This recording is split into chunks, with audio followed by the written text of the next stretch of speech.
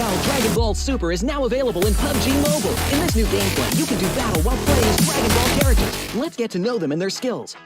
Son Goku's standard attack is a barrage of Kidan. Its damage output is reliable with an average rate of fire. It's crucial to find the right time to attack. In order to make this a bit easier, Son Goku's charged attack is a continuous Ki Blast, which can be charged up and fired to attack enemies. At the same time, Son Goku has a special movement skill, but this is great for mounting a surprise attack or to escape a dangerous situation. It can be stockpiled 3 times, allowing it to be used in quick succession. Get to know these moves and you'll be one step closer to victory. Similar to Goku, Vegeta's standard attack is also a barrage of Kidan. It has a faster rate of fire, but the Kidan travel a bit slower. It takes a bit of prediction to accurately hit enemies. However, Vegeta's charged attack fires a bunch of Kidan, which deals small area damage to the target. Vegeta charges up with energy when he hits enemies. Once fully charged, Vegeta can release all the stored energy at once to deal massive damage to an enemy. If you wish to fight at close range, then you have to try Ultimate Gohan. Ultimate Gohan's standard attack is a rapid flurry of Kidan that can deal a ton of damage while up close in a short period of time. When you're surrounded, Ultimate Gohan can use his charged attack, which is a powerful single Kidan. It needs to be charged up first, but it will deal a lot of damage to anyone caught in the crosshairs. It can decisively end a battle during pivotal moments. At the same time, Ultimate Gohan also has a special skill that generates a protective barrier around himself. The barrier can block 500 damage and protects from all incoming projectiles while in effect. When the barrier takes enough damage or the time runs out, it will dissipate on its own.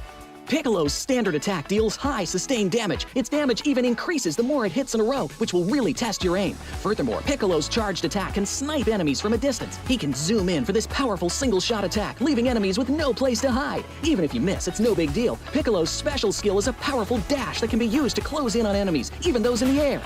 Another close-range fighter that's worth trying out is Frieza. His standard attack is an elongated Kidan that's easy to hit enemies with. Use his charged attack to throw a huge spherical Kidan. Positioning and timing are key. Frieza also has a special skill for controlling the battleground. Select a location and he will leap into the air. Then after a brief pause, smash at the location. It damages anyone that's hit and sends them flying. So that's a quick rundown on all the characters' moves. Come join the intense battle with Dragon Ball characters. PUBG Mobile version 2.7 will be available soon. Let's take a look at all the new content. The long-awaited Dragon Ball Super collaboration is officially here. We'll be bringing you 2 new game modes for this collaboration: Dragon Ball Super themed mode and Battle Royale Dragon Ball Super. Dragon Ball Super themed mode will be available in Erangel, Livic, and Sanhok. In this mode, we've incorporated Dragon Ball elements into the classic Battle Royale gameplay. All players will embark on a journey to find the Dragon Balls to summon Shenron. Collect the Dragon Balls scattered throughout the map. The team that gathers all 7 will be able to summon Shenron at the Shenron altar and make a wish to obtain powerful buffs. Maybe if you're super lucky, you'll get 3 wishes at once. During the journey of collecting the Dragon Balls, players will obtain a type of energy called Ki during the game. Players can use Ki to unleash famous Dragon Ball moves. Players can obtain the Kamehameha by picking it up. It equips to the pistol slot. After charging, it will release a continuous high-damage beam. Fukujutsu is another skill that can be picked up during a match. Players can use this skill to fly freely in the air and make quick tactical maneuvers. The Senzu Bean is a new recovery item that is incredibly effective. The Dragon Radar can display the location of Dragon Balls that haven't already been claimed by other players. It can help you collect the Dragon Balls more quickly. The Air Car can carry up to 3 players. It's easy to put away and has better performance than regular vehicles. Tenkaichi Budokai, Kame House, Korin Tower, Dragon Ball Village. These are some famous landmarks that will appear in the game. Call your friends and explore with them now. The collaboration this time even has a hidden challenge, named Dragon Ball Trial. Win consecutively in the themed mode for a chance to take on the challenge. After accepting the missions, the team has to follow the instructions and gather 7 Dragon Balls. During the process, your team's location will be exposed to other players. All players will be drawn into battle for the Dragon Balls. To win the game, the trial team must successfully secure the Dragon Balls, defend the altar, and then summon Shenron. Are you ready for the challenge? In this standalone mode, named Battle Royale Dragon Ball Super, players can roleplay as iconic Dragon Ball characters, use powerful, unique moves in a brand new anime-style map, and become the ultimate victor. There are 5 Dragon Ball characters in this mode. They are Son Goku, Vegeta, Ultimate Gohan, Piccolo, and Frieza. Select your favorite fighter. Master their skills to suppress your enemies and achieve victory in intense battles. In the new version, the new Ace 32 firearm will be made available on all maps. It uses 7.62mm ammo and has 6 attachment slots. What are you waiting for? Go try it out now. Furthermore, this update also includes a firearm attribute tag display. Newer players can go to their backpack to look at the tags of a firearm they've picked up. to quickly grasp its characteristics. The new Cycle 5 Season 13 begins on July 18th. Be sure to stay tuned for the new season rewards. That's a wrap for the main new content of the upcoming version. For more information, be sure to follow our official PUBG Mobile community. Winner, winner, chicken dinner. See you next time.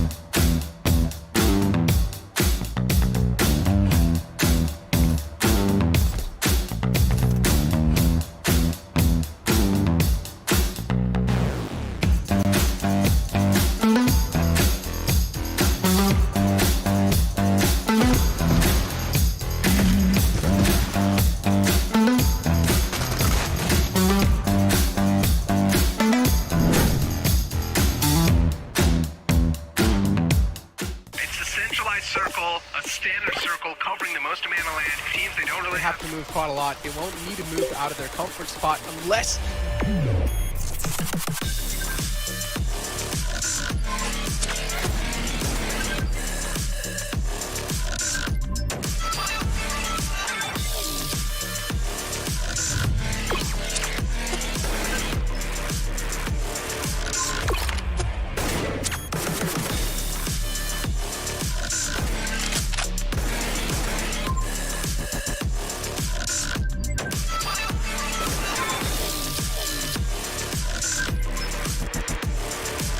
Get ready, Pakistan.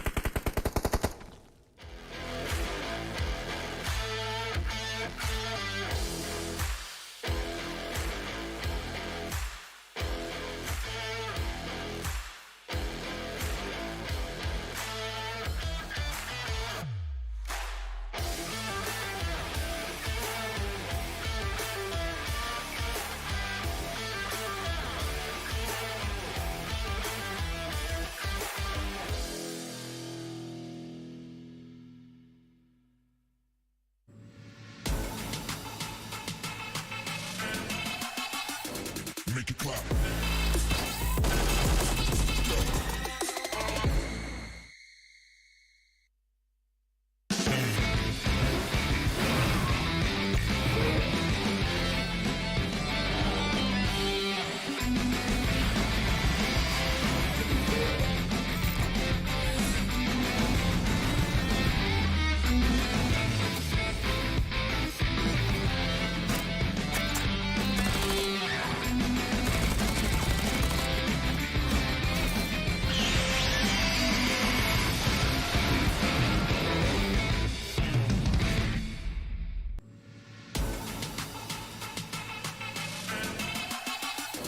Make it clap.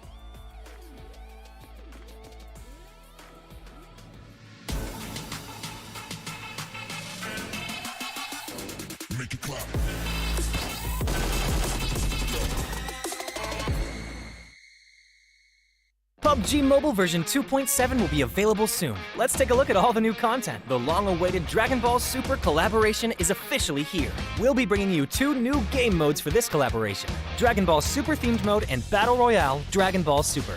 Dragon Ball Super themed mode will be available in Erangel, Livic, and Sanhok. In this mode, we've incorporated Dragon Ball elements into the classic Battle Royale gameplay. All players will embark on a journey to find the Dragon Balls to summon Shenron. Collect the Dragon Balls scattered throughout the map. The team that gathers all 7 will be able to summon Shenron at the Shenron altar and make a wish to obtain powerful buffs. Maybe if you're super lucky, you'll get 3 wishes at once. During the journey of collecting the Dragon Balls, players will obtain a type of energy called Ki during the game. Players can use Ki to unleash famous Dragon Ball moves. Players can obtain the Kamehameha by picking it up. It equips to the pistol slot. After charging, it will release a continuous high-damage beam. Bukujutsu is another skill that can be picked up during a match. Players can use this skill to fly freely in the air and make quick tactical maneuvers. The Senzu Bean is a new recovery item that is incredibly effective. The Dragon Radar can display the location of Dragon Balls that haven't already been claimed by other players. It can help you collect the Dragon Balls more quickly. The Air Car can carry up to 3 players. It's easy to put away and has better performance than regular vehicles. Tenkaichi Budokai, Kame House, Korin Tower, Dragon Ball Village. These are some famous landmarks that will appear in the game. Call your friends and explore with them now. The collaboration this time even has a hidden challenge, named Dragon Ball Trial. Win consecutively in the themed mode for a chance to take on the challenge. After accepting the missions, the team has to follow the instructions and gather 7 Dragon Balls. During the process, your team's location will be exposed to other players.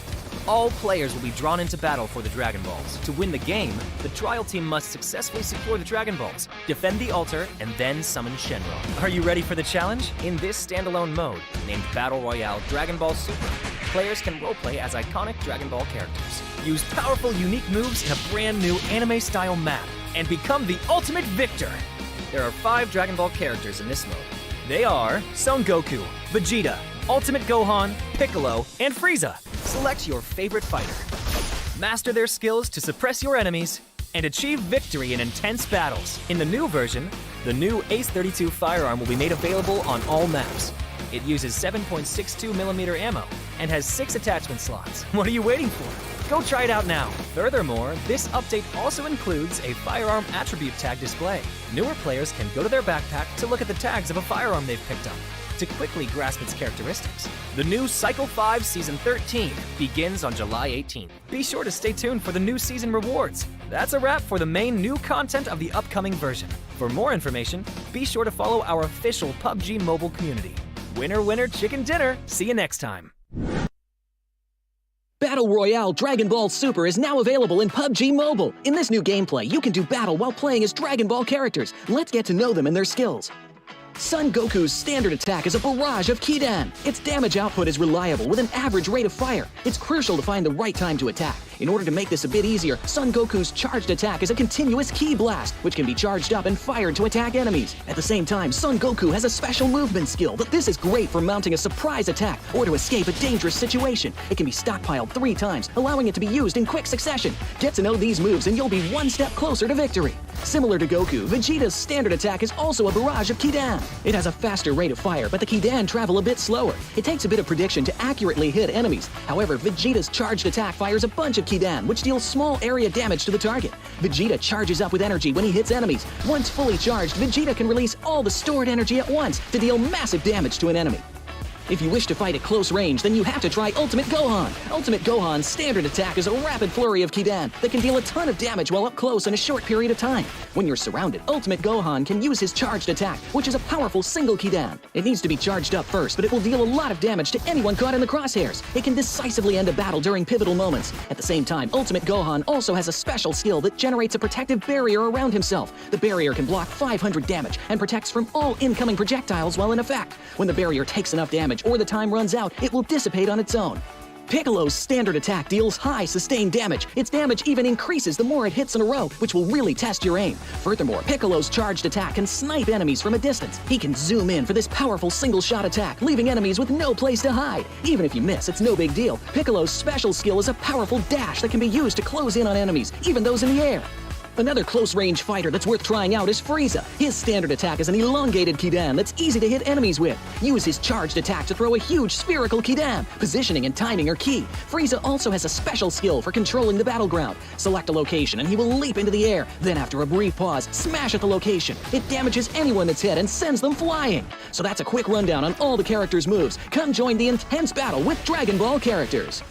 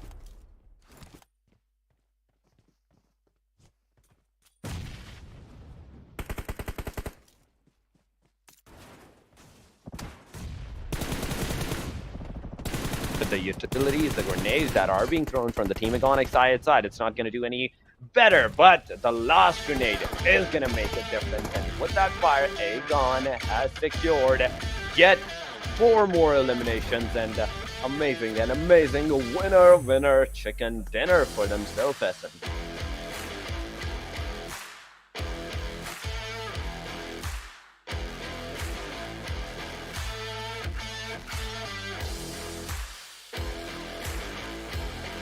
But look at that, 13 eliminations, 23 total points for that team, 2400 overall damage, guys. But still, now, how is this going to affect the total points? How is this going to affect the total charts? Because Aegon was already on the top, but as we can see from the different angles, there might be some more teams that might be facing some, like, at the very end standing. But we will be right back, guys, because this is going to be a short break. And now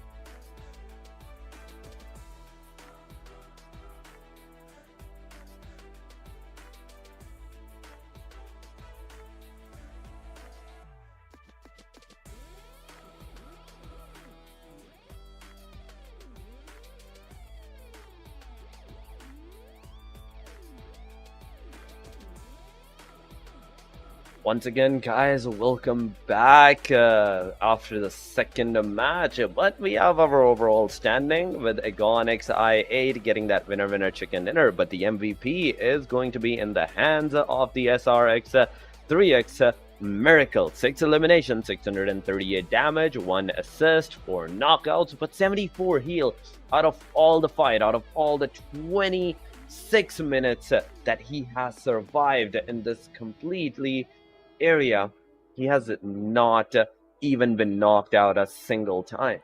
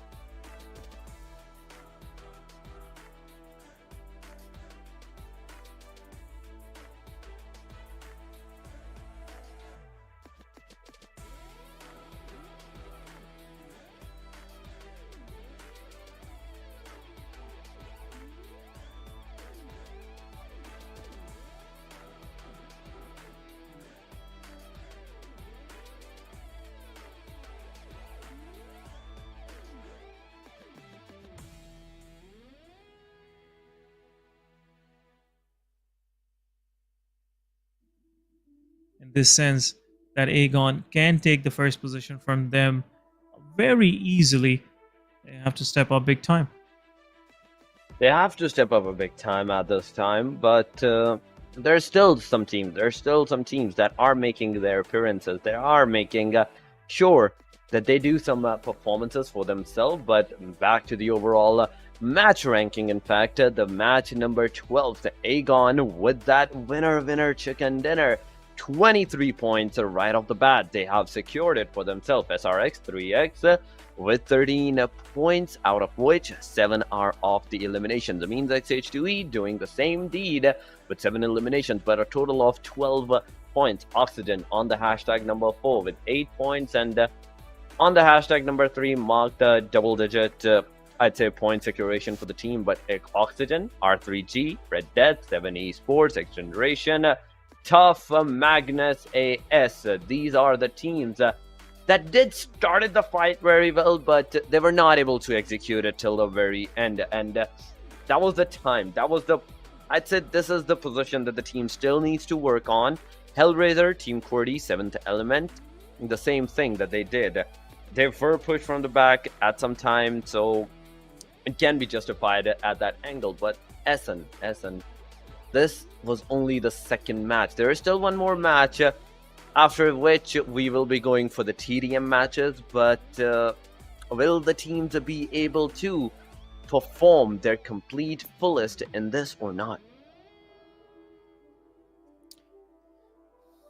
Yeah, looks like these teams have to be, prepared for this coming match, because this can give another momentum match for Aegon X8, because Aegon X8 with this previous match, now they are sitting up top with 113 points. They have managed to get their leads pretty nice now.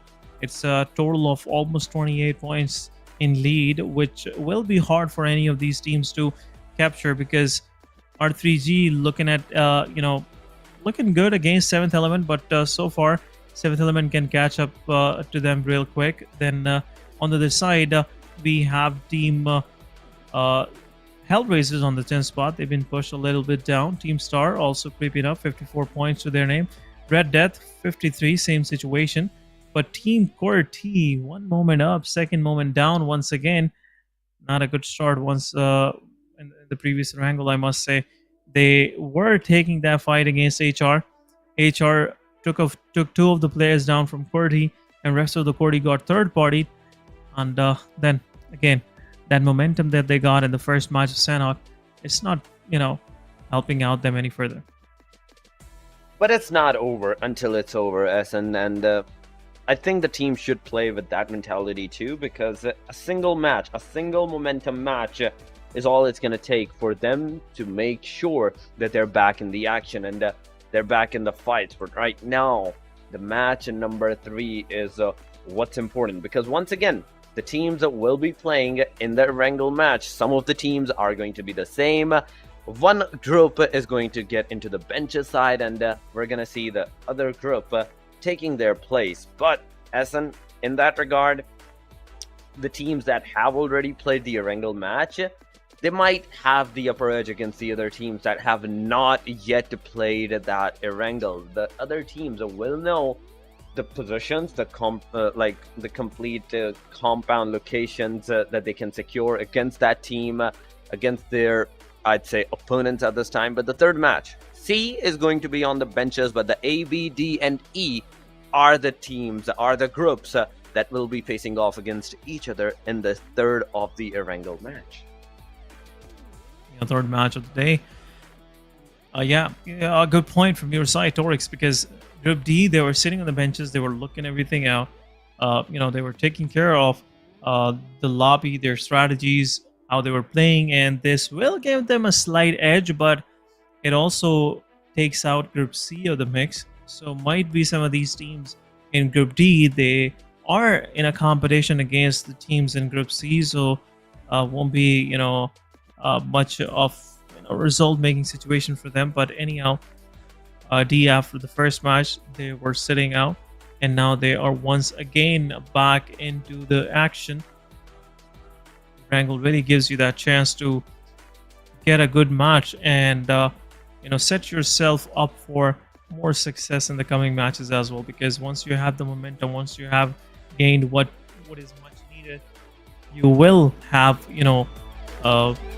in my opinion, the right mix for a good day, a good points day But anyhow, all of our teams are ready for match number 3, and in a moment or so, we will jump into Erangel. Erangel it is.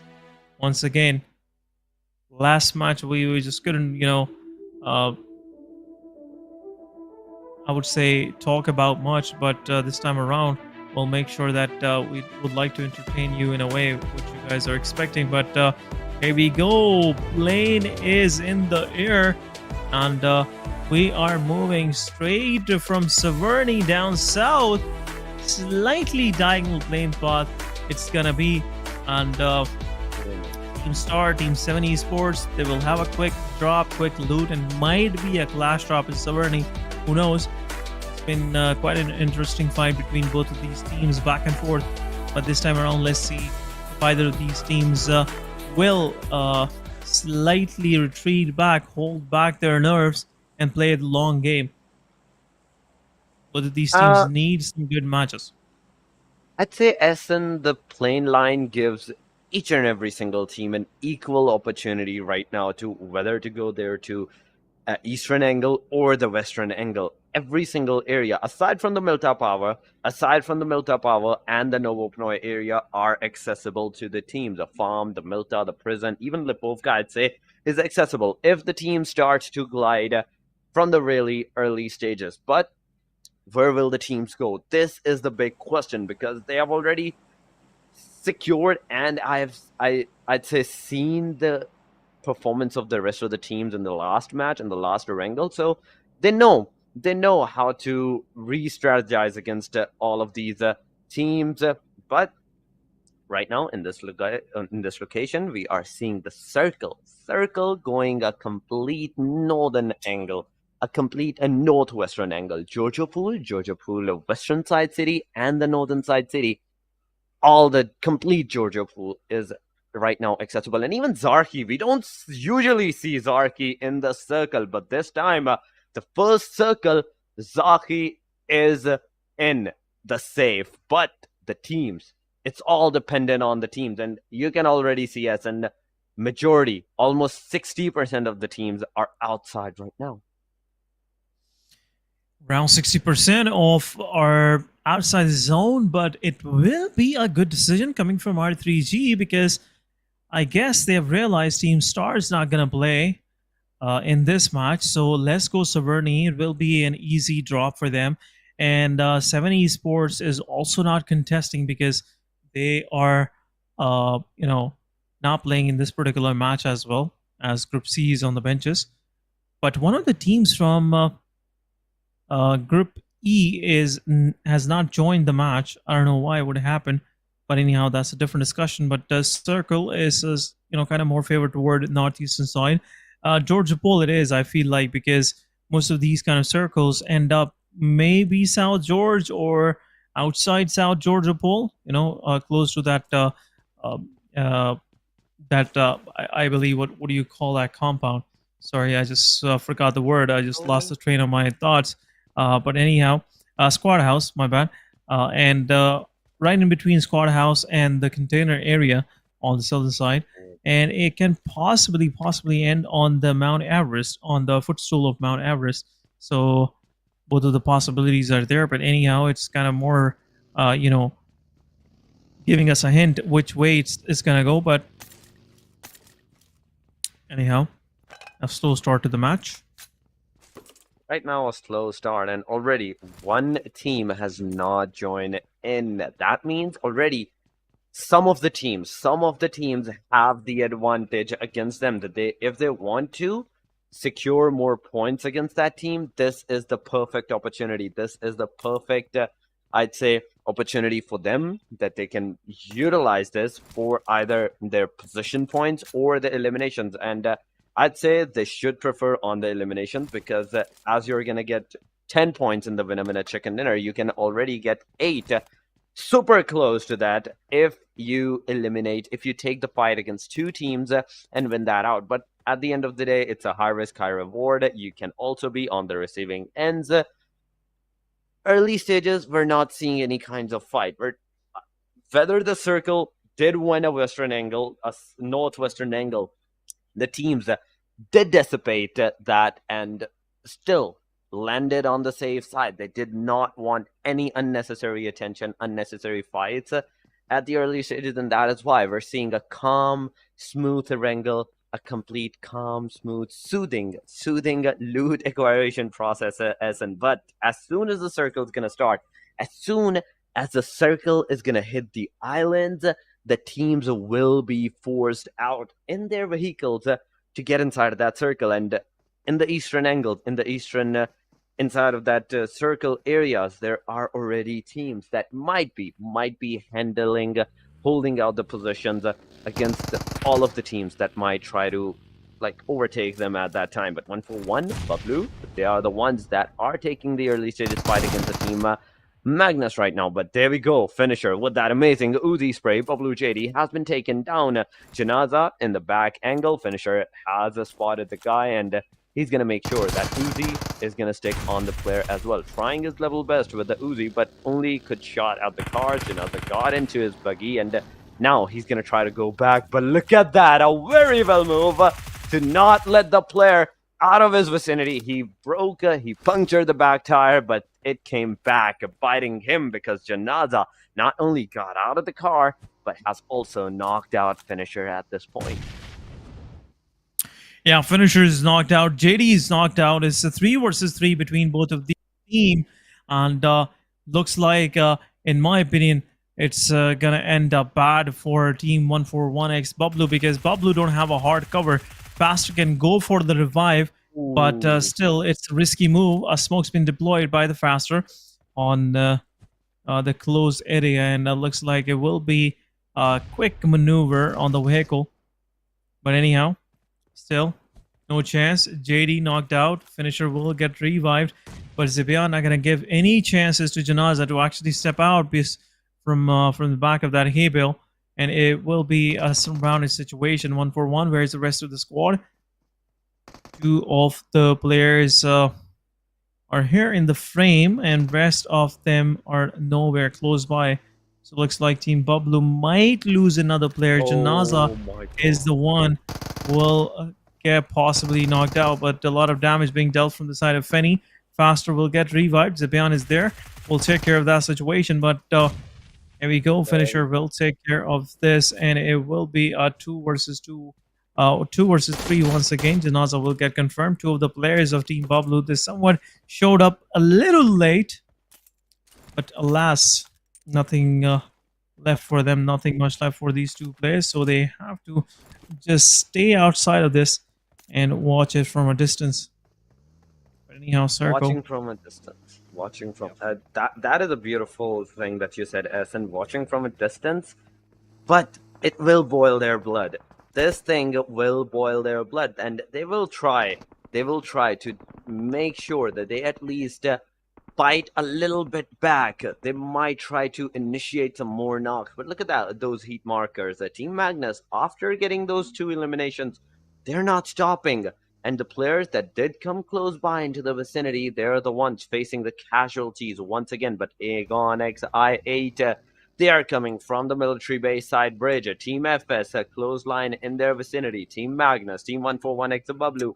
There can be a chaos in the Gutka southern angles, and it's up to the teams. It's up to the Aegon, I'd say, that if they are going to initiate against the teams. But the circle, what just oh my goodness, happened? A complete hard northern side to the shooting range, where the team HR is already residing in the Se7en region, R3G in the safe, 52 Esports in the safe, and that is all. That is all the number of the teams. That is all the teams that are in the safe, in the circle. The rest, 14 to 15, I'd say 12 to 13 teams, they are still outside. But Team Aegon, they're taking the fight against the Team Magnus. But Magnus is making sure that they give a hard time to Aegon right now, knocking out one of the players. On the second player, that is Blade. The shots have been done, but no confirmation. No confirmation will make sure that the Aegon gets back on their feet and might move out of this vicinity.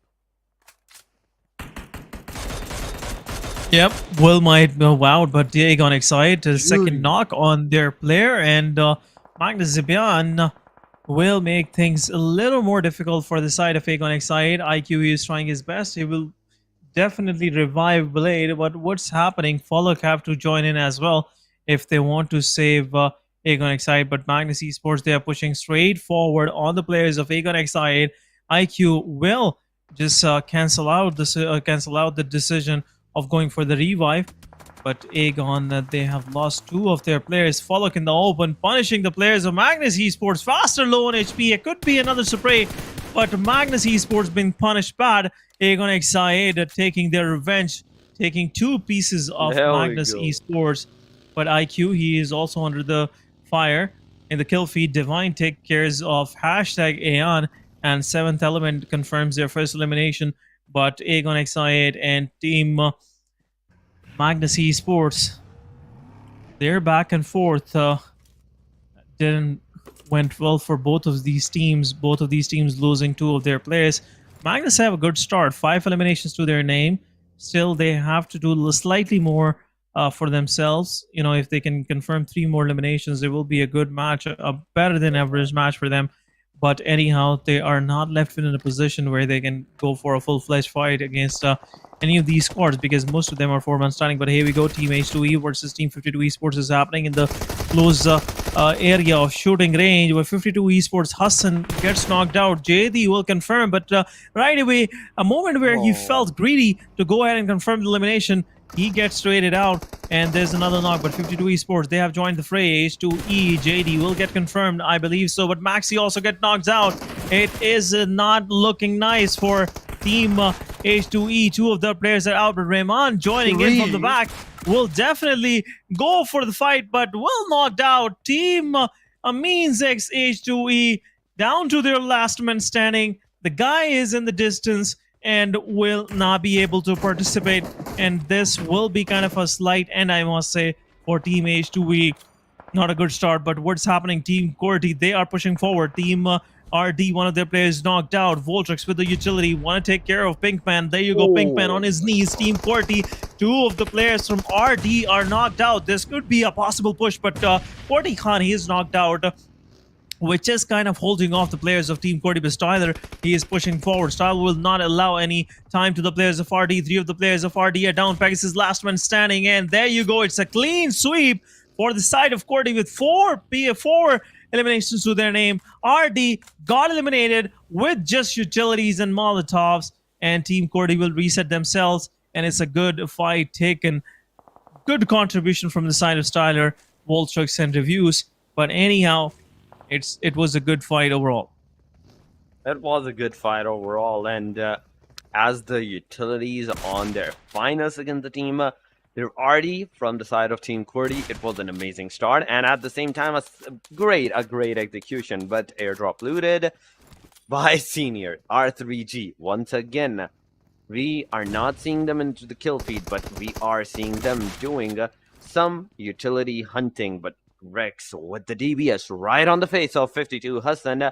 The 52 Esports is no longer into the game yet. Once again, it's not a good start. The team is not having a good start this time around, and as the shooting range is being contested by the circle as well as the teams, now is the time for the western side areas, the team Oxy, the team FS, the team SLX, to take the fight, to initiate it right at this instance, and make sure that they are the ones having the circle upper edge for themselves. But the circle is going to close in some time. On the other side, on the eastern angle, we can see the team 7th Element, the team QWERTY, team XGeneration. They're also the ones kind of in a claustrophobic scenario. But the FS side, Oxy, the fight has started. Black coming for another knockout, but has been taken by the hand of Endless. Endless at the same time, he has also been taken down, leaving only the last player of the team Oxy. And with the UMP sprays, the damage is not going to be done because the buff has been taken down by the hand of Hunter, leaving only the last guy surviving. The last guy. It's a last guy of the team FS. The way the team FS pushed, the team FS aggressed, they were not able to execute it perfectly, and knocking 1, not 2, but 3 of their players down. It's a big, and I say again, SN, it's a big setback to that team. Unfortunately, a big setback for Freestyle and Team Oxy. They're also down to last man standing. It's a 1 versus 1 between both of these players. There will be a decider whether Team Freestyle were the one with the win in this fight or it was Team Oxy. Freestyle on the other side. There we go. Oh my goodness, what was that? But Hunter with the Molotov confirming the elimination, going on a domination spree. And Team Oxy with 7 total points to their name is just the 4th phase of the game, and Team Oxy with some good numbers on the board, but they're left with the last one starting. But Magnus in the process, while we were talking about Oxy, Magnus got eliminated on 12th spot with 5 total points to their name.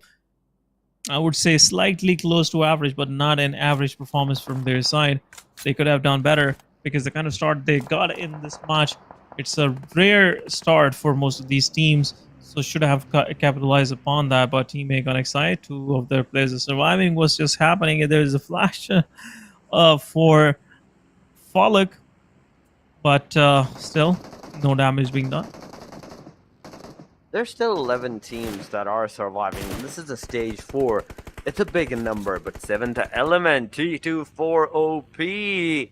He's trying with his Carl the 4 times the scope to not only shoot at a complete long distance angle, but also reveal out his location. But there we go. That location has back bitten on the team 7th Element. Divine has been knocked only out, but at the same time finished off in that vicinity. Team 7th Element, now they're standing with a 3-man squad. They have to make sure that their position, that the position that they are in, shooting range inside location and at the same time outside location, both of them are contested by our different teams. They're at the sandwich location. XGeneration, they can push from one angle. Team QWERTY, they can push from the left angle, the western side angle, and in the back side, there is yet another team that might potentially do a great deal of damage on the 7th Element as well as the Team XGeneration. But XGeneration Hunt Thug with that, I'd say a precise beauty spray of the 6 times converted to 3 times. The player has been knocked out, but the second player from the Team XGeneration, he has came for the rescue. T24 OP securing his location with the car, with the Dacia that he is in. He has a good cover. Right now, this is a good cover for the team. He can smoke it out. He can move it out of this particular location and maybe go in a safe side, but you do not have to do that. You should have not done that, because now that the team hashtag might have seen you, they're gonna make sure that some shots are being applied on you. But Tokusaurus, look at it, look at the drift, SN. This guy not only drifted, but at the same time made sure that his drift lead him to his teammates. And now 7th Element, as they are together, now they have a slight chance in this complete panic moment where HR, Team QWERTY, Team, I'd say there is a, I think, hashtag in the backlines. They can shoot at the players, so it's a chaos, and the 7th Element now holds a slight chance. Absolutely. What do you expect of this shooting range circle? It's going to happen like this, and it's been for ages like this. You know, a lot of open area, less of the cover available for the players, so it will be, you know, small ridges and some of these tree trunks that are going to provide some cover. But 7E, they are going slightly way bold, and they are pushing straight into the player of SL Knight. There you go. 7th Element will confirm the player, and Team SL will exit from this match on 13th, 11th spot, but couldn't manage to get even a single point for themselves, so no point for SL for this match. But in the kill feed, Jut OP takes down Oxy's Hunter, and Jut OP with this comes with a vehicle elimination, but Team Oxy is out. A good killing spree at last comes to an end, and Team Oxy's Hunter will get knocked out. But anyhow, we are left with 24 players, 9 teams still alive. Team 7E, they're striving hard for the chicken dinner with 2 of their players standing. But Team QWERTY on the side taking a lot of damage. Team QWERTY were setting pretty nice in the circle, and now Team QWERTY is just on the verge of elimination. But another outstanding performance for this side. Absolutely. Another outstanding performance from the team Oxy side. So far, 7 eliminations into their backpack, but 9 more teams, 8 more teams, in fact, 1-for-1, seventh element, gone, Team XGeneration, hashtag Team QWERTY, HR, and R3G, out of which R3G and HR are the only two teams with a complete squad still alive. Team QWERTY, they might be facing some casualties for themselves because the third player of their team is on his knees, I think, and he's bleeding out fast. If he is not survived, it's going to be the end of that player. And there we go. The player has been finished off. Team QWERTY now down to the last two players, and another knock. Another one gets eliminated. A grenade come near Sirius's location. He closes the door. He healed himself with a med kit, and now he can take the fight yet once again. But look at that. That was so close. So one more inch. He would have been out of that position, and he could have been the one to face the wrath of that grenade. But he still threw an aid. Oh my goodness. Out. It took the player down from the car, made the fight a 1v1 out of the 1v3 that he was in right now. But the players are getting out with the S12K in the hand. Hashtag is going to win out this one. Now, they have the chance to go back, save Rebel, but will Rebel survive? And with the new update, Se7en, where you can put the player in the car and drive him off in a safety angle, this leads up a lot of areas for the teams and new strategies for the team. If they don't even want to rev out the player out in the open, they can put him in the car, take him in a safe spot, and then rev him up. Yeah, safe spot. Probably lobby it is, because this battlefield, it's heating up. And there will be no chance of survival. But XGeneration, they're going against R3G. The mighty R3G is up there, uphill, and they have a height advantage against Team XG on the other side. They are 3-man standing, so chances are kind of edgy for the side of Team XGeneration to win this fight. But anyhow, XGeneration, pretty hopeful that they might get some success in the process. Nokia is slightly spread out from his squad, 3 versus a 1-3-1 split is happening for Team R3G right now. Nokia on that off angle will get some attention from the side of XGeneration, which can lead rest of the Team R3G to slightly close in and make things different for Team XGeneration. But now, Hunter openly giving out his position, that can make a lot of teams around get some more attention. But Se7en with that heightened angle takes one down. Se7en will also give some more damage to the players of XGeneration. Half HP for XC Hunter, and possibly Team R3G. Se7en will go ahead and knock and one player more for them. Definitely, but right now the position, it's completely open. You cannot fan them to even come close to the teams, because if you do make a wrong move, a wrong single turn in these cars, it can be the end for you as well. But R3G, nonetheless, Se7en amazingly knocking out one of the team player of the XGeneration, but giving out some beautiful damage on the players. But now they're moving inside of that circle. They are prioritizing the circle first and then the fight later. But as they are prioritizing the circle, Se7en is going to face some damage. And next has knocked out some of the more teammates player as well. But Nokia alongside of us, just look at that. It's a killing spree for the Team R3G. They are finding out the players. They are trying to locate the locations of the players and then using the vehicles that they have already for themselves, eliminate them up, getting so far 7 eliminations out of a lot of players have done equal contribution. But R3G, they're up on the hill, they're up on the ridge, but on the other side, the rest of the 4 teams, HR alongside of hashtag, there's I believe Team Tough surviving in this area. So a lot of different angles, a lot of I'd say difficult positions for the teams to go in, and not even a single place inside of this circle is safe. Anywhere that you're gonna go, you're gonna face with the wrath of the teams. R3G with 3-man standing, Team hashtag with only 1 player surviving. HellRaisers, they have a good amount of players still surviving, still standing in with 3. But there we go. Hashtag finally has been eliminated at the hashtag number 5, leaving only the top 4 teams: 7th Element, Aegon I8, HR, and the R3G. And I think Se7en this time, R3G can redeem themselves from the Sanhok match and get that winner chicken there. Yeah, our 3G looking pretty nice, but Aegon Exide Falak confirms Jokey Boy.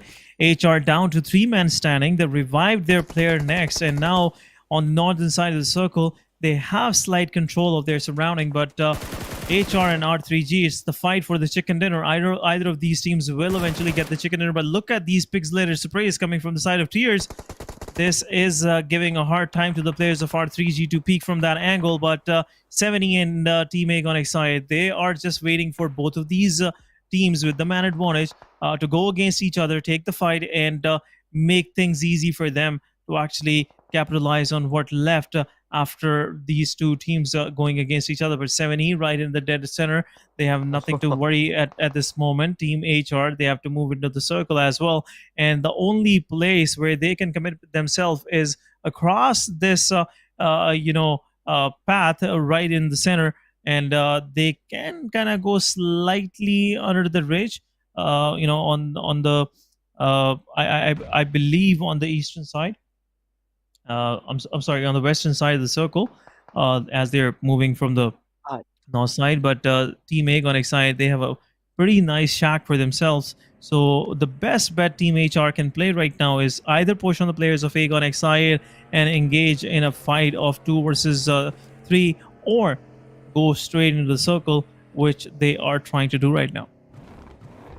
As in you said, 7th element, they don't have to worry about anyone, but I beg to differ. At this point, there are 3 teams that they have to be careful of. 3 different angles that they can be taken away from. As soon as they're gonna show their faces, as soon as they try to even try to get some knockouts, they're gonna be faced off with the damage. But Aegon, even a 2-man team is giving out a lot of damage on the R3G right now, knocking one of the player out and throwing another grenade for the splash damage. But Se7en, he's gonna be finished off. But at the same time, there we go. IQ has also been taken out of his car on his knees and finished off right now. Falak being the last guy standing for the team. A wise move, getting in the car, getting in the safe spot, and now with IQ on the safe side, there's the 7th element taking the fight against the Team HR. Next has not only been knocked out, but at the same time finished off. Similar side with the Team Aegon, as Falak has been eliminated. And now 7th element has the upper edge because of the shack. But the grenades, they are making sure that they get those eliminations. Fight is right now on a 3 versus 2. In fact, a 2 versus 2, because Awaz is right now on his knees. If he's revved, it is a 3 versus 2. But there we go. He is back on his feet. Now the fight is somewhat in the favor of the Team R3G, but the 7th element, the position that they have, Tokusaurus, the fire that he did on the Naki side. Once again, Naki's on his knees. R3G resetting back on the 2-man, and as they're pushing forward, there is, I don't think so, any chance of saving Naki at this point. Yeah, there's no chance of saving Naki. Naki is still bleeding out, but R3G Roshan, he's trying his best to actually hold 7th element, so Was can buy some time to actually revive Naki, because man advantage will really play a crucial role in these final moments, and definitely R3G is gonna make themselves, get themselves an upper hand. But Se7en, they are spreading out. Tokusaurus trying to get into the circle. Now he has the center of the circle, a boulder for him as a cover, but as he was trying to get into the circle, gets some damage to himself, but nothing to worry about much. One utility and it will do the deed. Tokusaurus might be preparing something for the players of R3G, but now on the other side, Roshan, he is guarding the exit of T24OP. T24OP have a slight edge of the circle for himself, but it's stage number 8, and in 17 seconds stage 8 is about to end. But Tokusaurus's position is revealed. Team R3G, they're not taking their chances. Team 7th element, they have the edge at the mid of the circle. Tokusaurus have to change his position as well. Looks like Team R3G, they're gonna pin down the players. And in the meanwhile, T24OP takes down Roshan. 1 boulder to the name of R3G. It's the only cover they are left with, but they won't be able to survive. They won't be able to revive their player. Team R3G, what they're doing? Waz is also knocked out with a play zone, and Team R3G gets knocked out. 2 of the kills gets denied, and Team 7th element gets their third chicken dinner. Yes, third chicken dinner of this contest. What an amazing start for 7th Element for the day, and now they're sitting pretty nice and tight on the 3rd spot in overall ranking. They are standing in the overall ranking 3rd spot with this match, just this match, 15 points, and still they have more chances. They still are going to get more chances to play out their game, but we will talk about that in a little while. Right now we're doing a break, so we will be right back.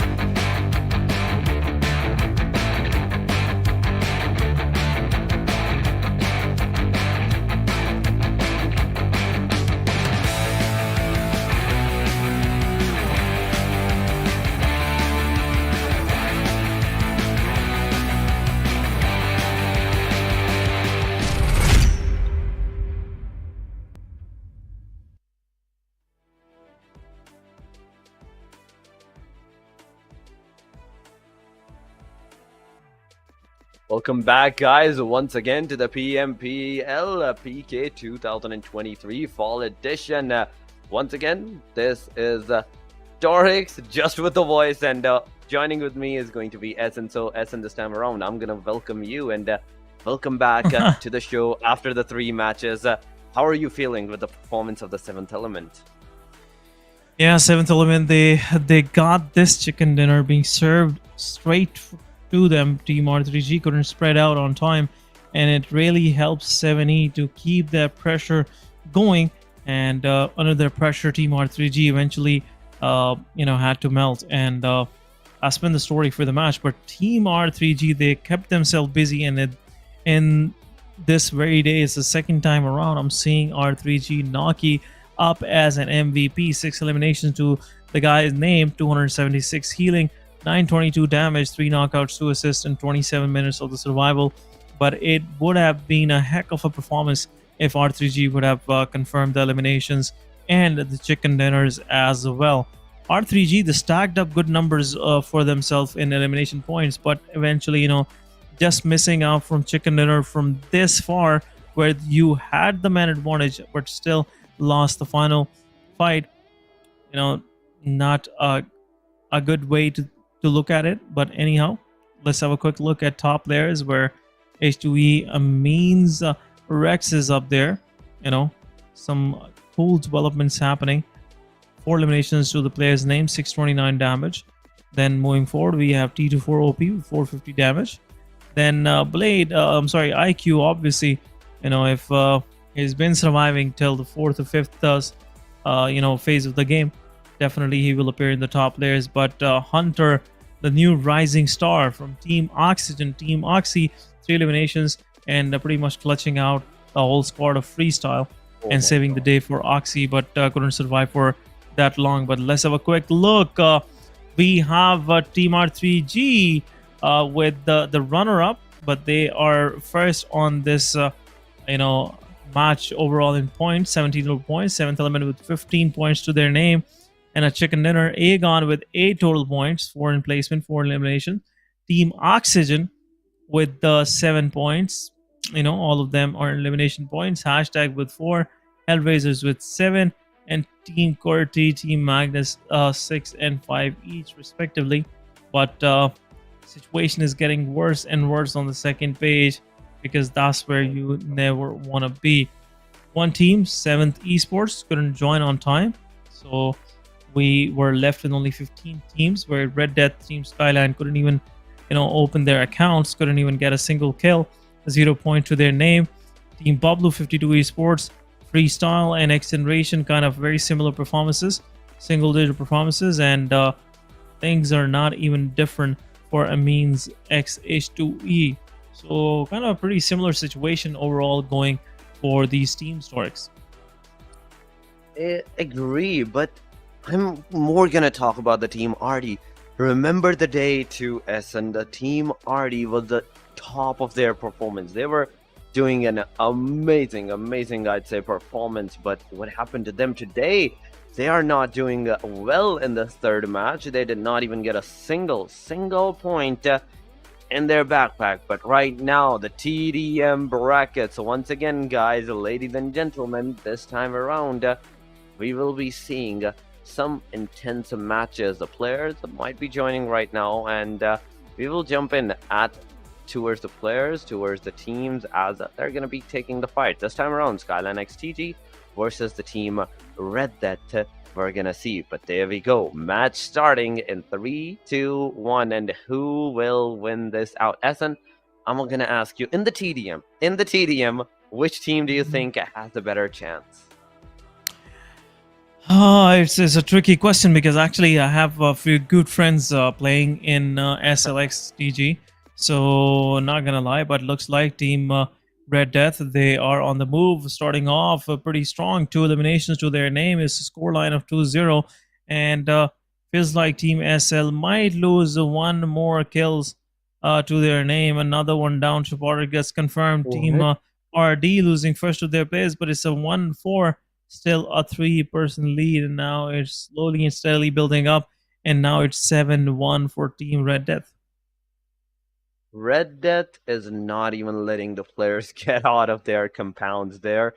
Safe location, I'd say, but there we go. Once again, the fight is happening. Red Death right now being on the complete cutting upper edge advantage, but the situation, it can turn anytime to anyone. Pinkman on the right angle. He's trying his best that as soon as he sees out a player, he do not let that player cross the mid section in the warehouse. But the 3 players on the left angle, they're going to make sure that they, once again, with the teamwork, take out Red Death's players. And as soon as they do that, they're going to push forward, a little bit push forward, but still in the same base area. They're not coming too much out of this vicinity, and that's what worrying me. If they do cross the midsection, they might have a better chance. They might do the same thing that the team RD is doing against the team SLX right now, but they're not given a chance.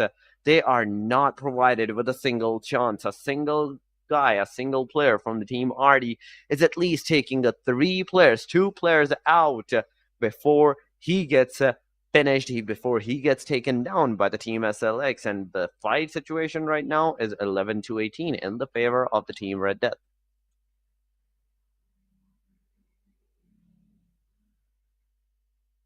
Team RD on the other side, if we are seeing these guys 20-12 right now, the scenario is the fight is pretty much intense because the team RD is not letting Team SLX at this point. I'm really hoping that the Team SLX regroups. They push all together on the Team RD as they're on the left side. They're pushing against them. There we go. 1 elimination. Pinkman coming from the back angle. He's trying his level best. That the 3 player that was at a stack location, he took him down. He took them down in a single instance with that grenade, but it's not possible. It did not happen. But Pegasus, he's there. He's making sure. He's trying his level best, but with the drop shot, he was able to do some damage, but not the elimination. Fight right now, Essen. Just look at that. It's 24-15 in the favor of the team Red Death.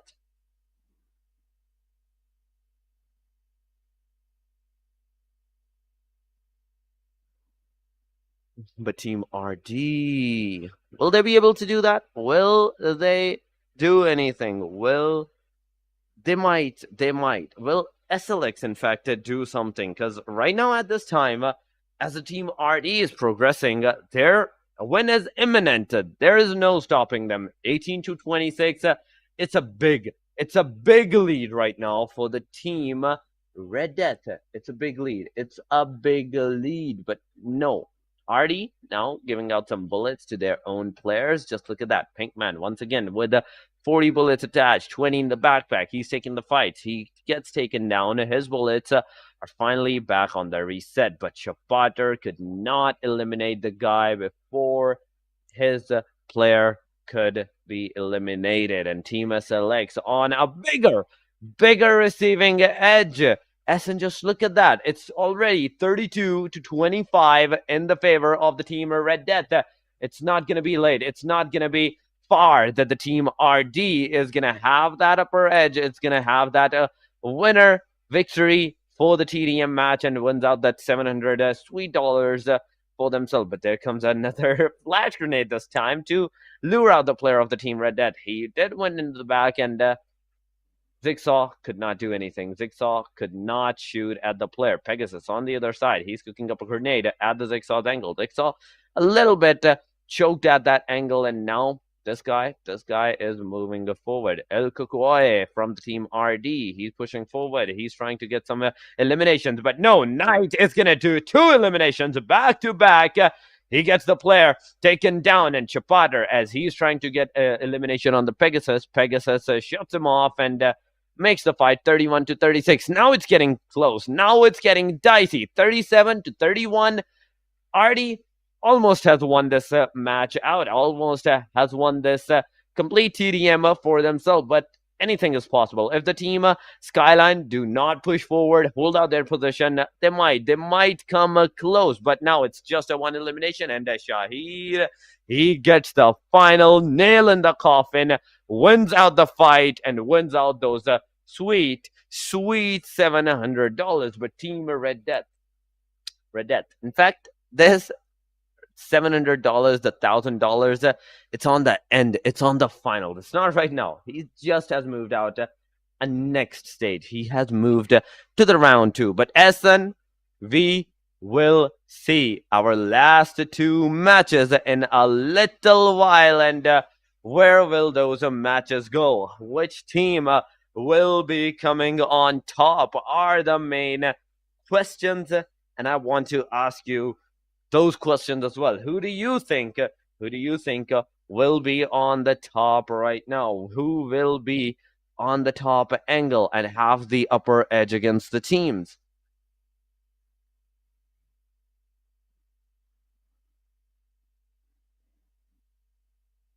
Right now, guys, as the TDM brackets, finally I'd say today's TDMs has been concluded. Now the round 2 will start.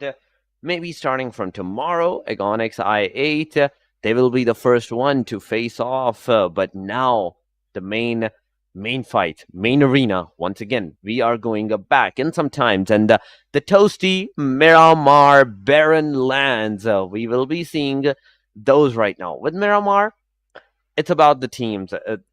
I always say that whether the map might be slower, the map pace might be slower, you cannot keep your pace slow for the teams. That is one suggestion, because as soon as the stage 3 hits in the Miramar, it's a complete turnover.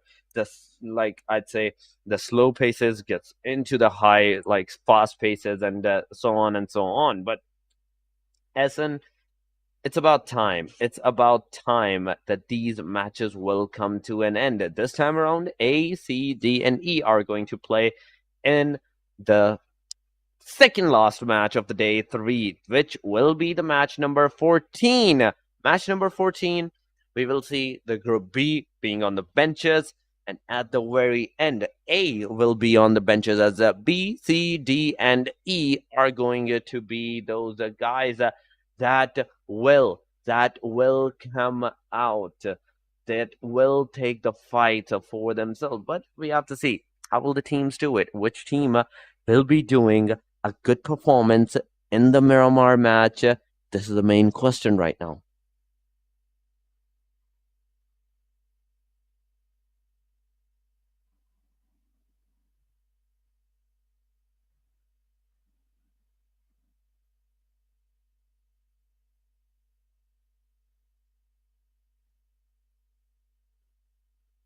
And as we are seeing that the teams have to take the fights, we also have to see that the positions, the locations, the clash drops, these are some big factors. And yes, I agree. Those are the big factors that the teams have to take, the teams have to dispose. and strategize with themselves for that, because a single wrong strategy, a single wrong drop location can lead up to the same performance as you don't want in any of the matches. But ladies and gentlemen, once again, we are back in our matches. This is the match number 14, the second last match, the first Miramar of today. Plane has taken its flight, and it is going from Impala side towards the Valley del Mal. In fact, Ladrelia's western side location, and this location is a toasty one. This position is somewhat, I'd say, a southern favored location, where north areas, the La Cobreria, the El Pozo, Cruz del Valle, El Azhar, these are the areas that might not be accessible for the teams. If they want to go there, they have to take some cars. They have to find the vehicles. They have to make sure that their transport is the top-notch vehicle that they can find and go there as soon as possible, because they might stay. They might stay because still the circle has not been formed. The circle is going to be the decisive factor whether the teams will make their final destination towards the northern side angle or the southern side angle. Judging from right now, the team dispersion favored is the northern side. And if the circle did went to a southern angle, oh my god, let me tell you that it's going to be toasty. It's going to be dicey for the team. And there we go, northern angle for the teams right now at this particular location. But El Azhar is in the circle, Cruz del Valle is in the circle, Torre Ahumada is in the circle as well. But the La Cobreria, the clothesline Oasis area, it's not in the circle. El Pozo, the team SLX is going there. Early clash drops, I'm not seeing any early clash drops. Aside, there might be some where the team SRX 3X might be headed, but for that the team Star has to devise their rotation. They have to devise their strategy and then move out in a position, in a location where they might be having the upper edge right now. But these are the big things. These are the big things that we have to see, where the teams will go, which position are they going to take, and how far into the circle, how far in the match the teams are going to take the fight. Because look at the FS at the eastern side of Hacienda del Patron. They're already in a close vicinity against another team that they might take the fight against. But SRX3X, Team 52 Esports, they are not even remotely close by. They are not even remotely close to each other. But some teams have done their drop locations are different from where they were headed. But now SN once again, the flame line has been dispersed. It was a southern favored circle, gone toward the northern angle, and now early stages fights. These are the big questions. In early stages, we are seeing some of these teams pretty close to each other. We are seeing freestyle pretty close, nice and tight. Hashtag is nearby. Magnus is there as well. Magnus is slightly spread out. But Aegon Excite, they are also alone in Los Leones right now. Yeah, definitely. They are all alone in the Los Leons, and no one is even remotely close by to them. But the dead center, SN, the dead center area, just look at that. There are the team hashtag that is residing over there. FS might be able to take the fight in that regard. Early stages fights, we're not seeing. This is the typical Miramar, where we don't see the fights early head on, but as the circle progresses, as the circle closes, and I think the third circle, fourth circle comes into contact. That's where the things get dicey. That's where the things get heated up, and that's where we see not one, not two, but multiple fights at the same time. And right now, things are not that heated up, but hashtag, they were having some of the players close by.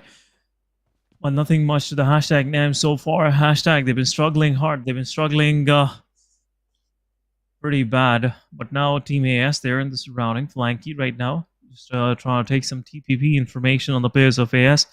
But so far, not much of the success for either of these teams. Team hashtag, in my opinion, they need to play a few big matches.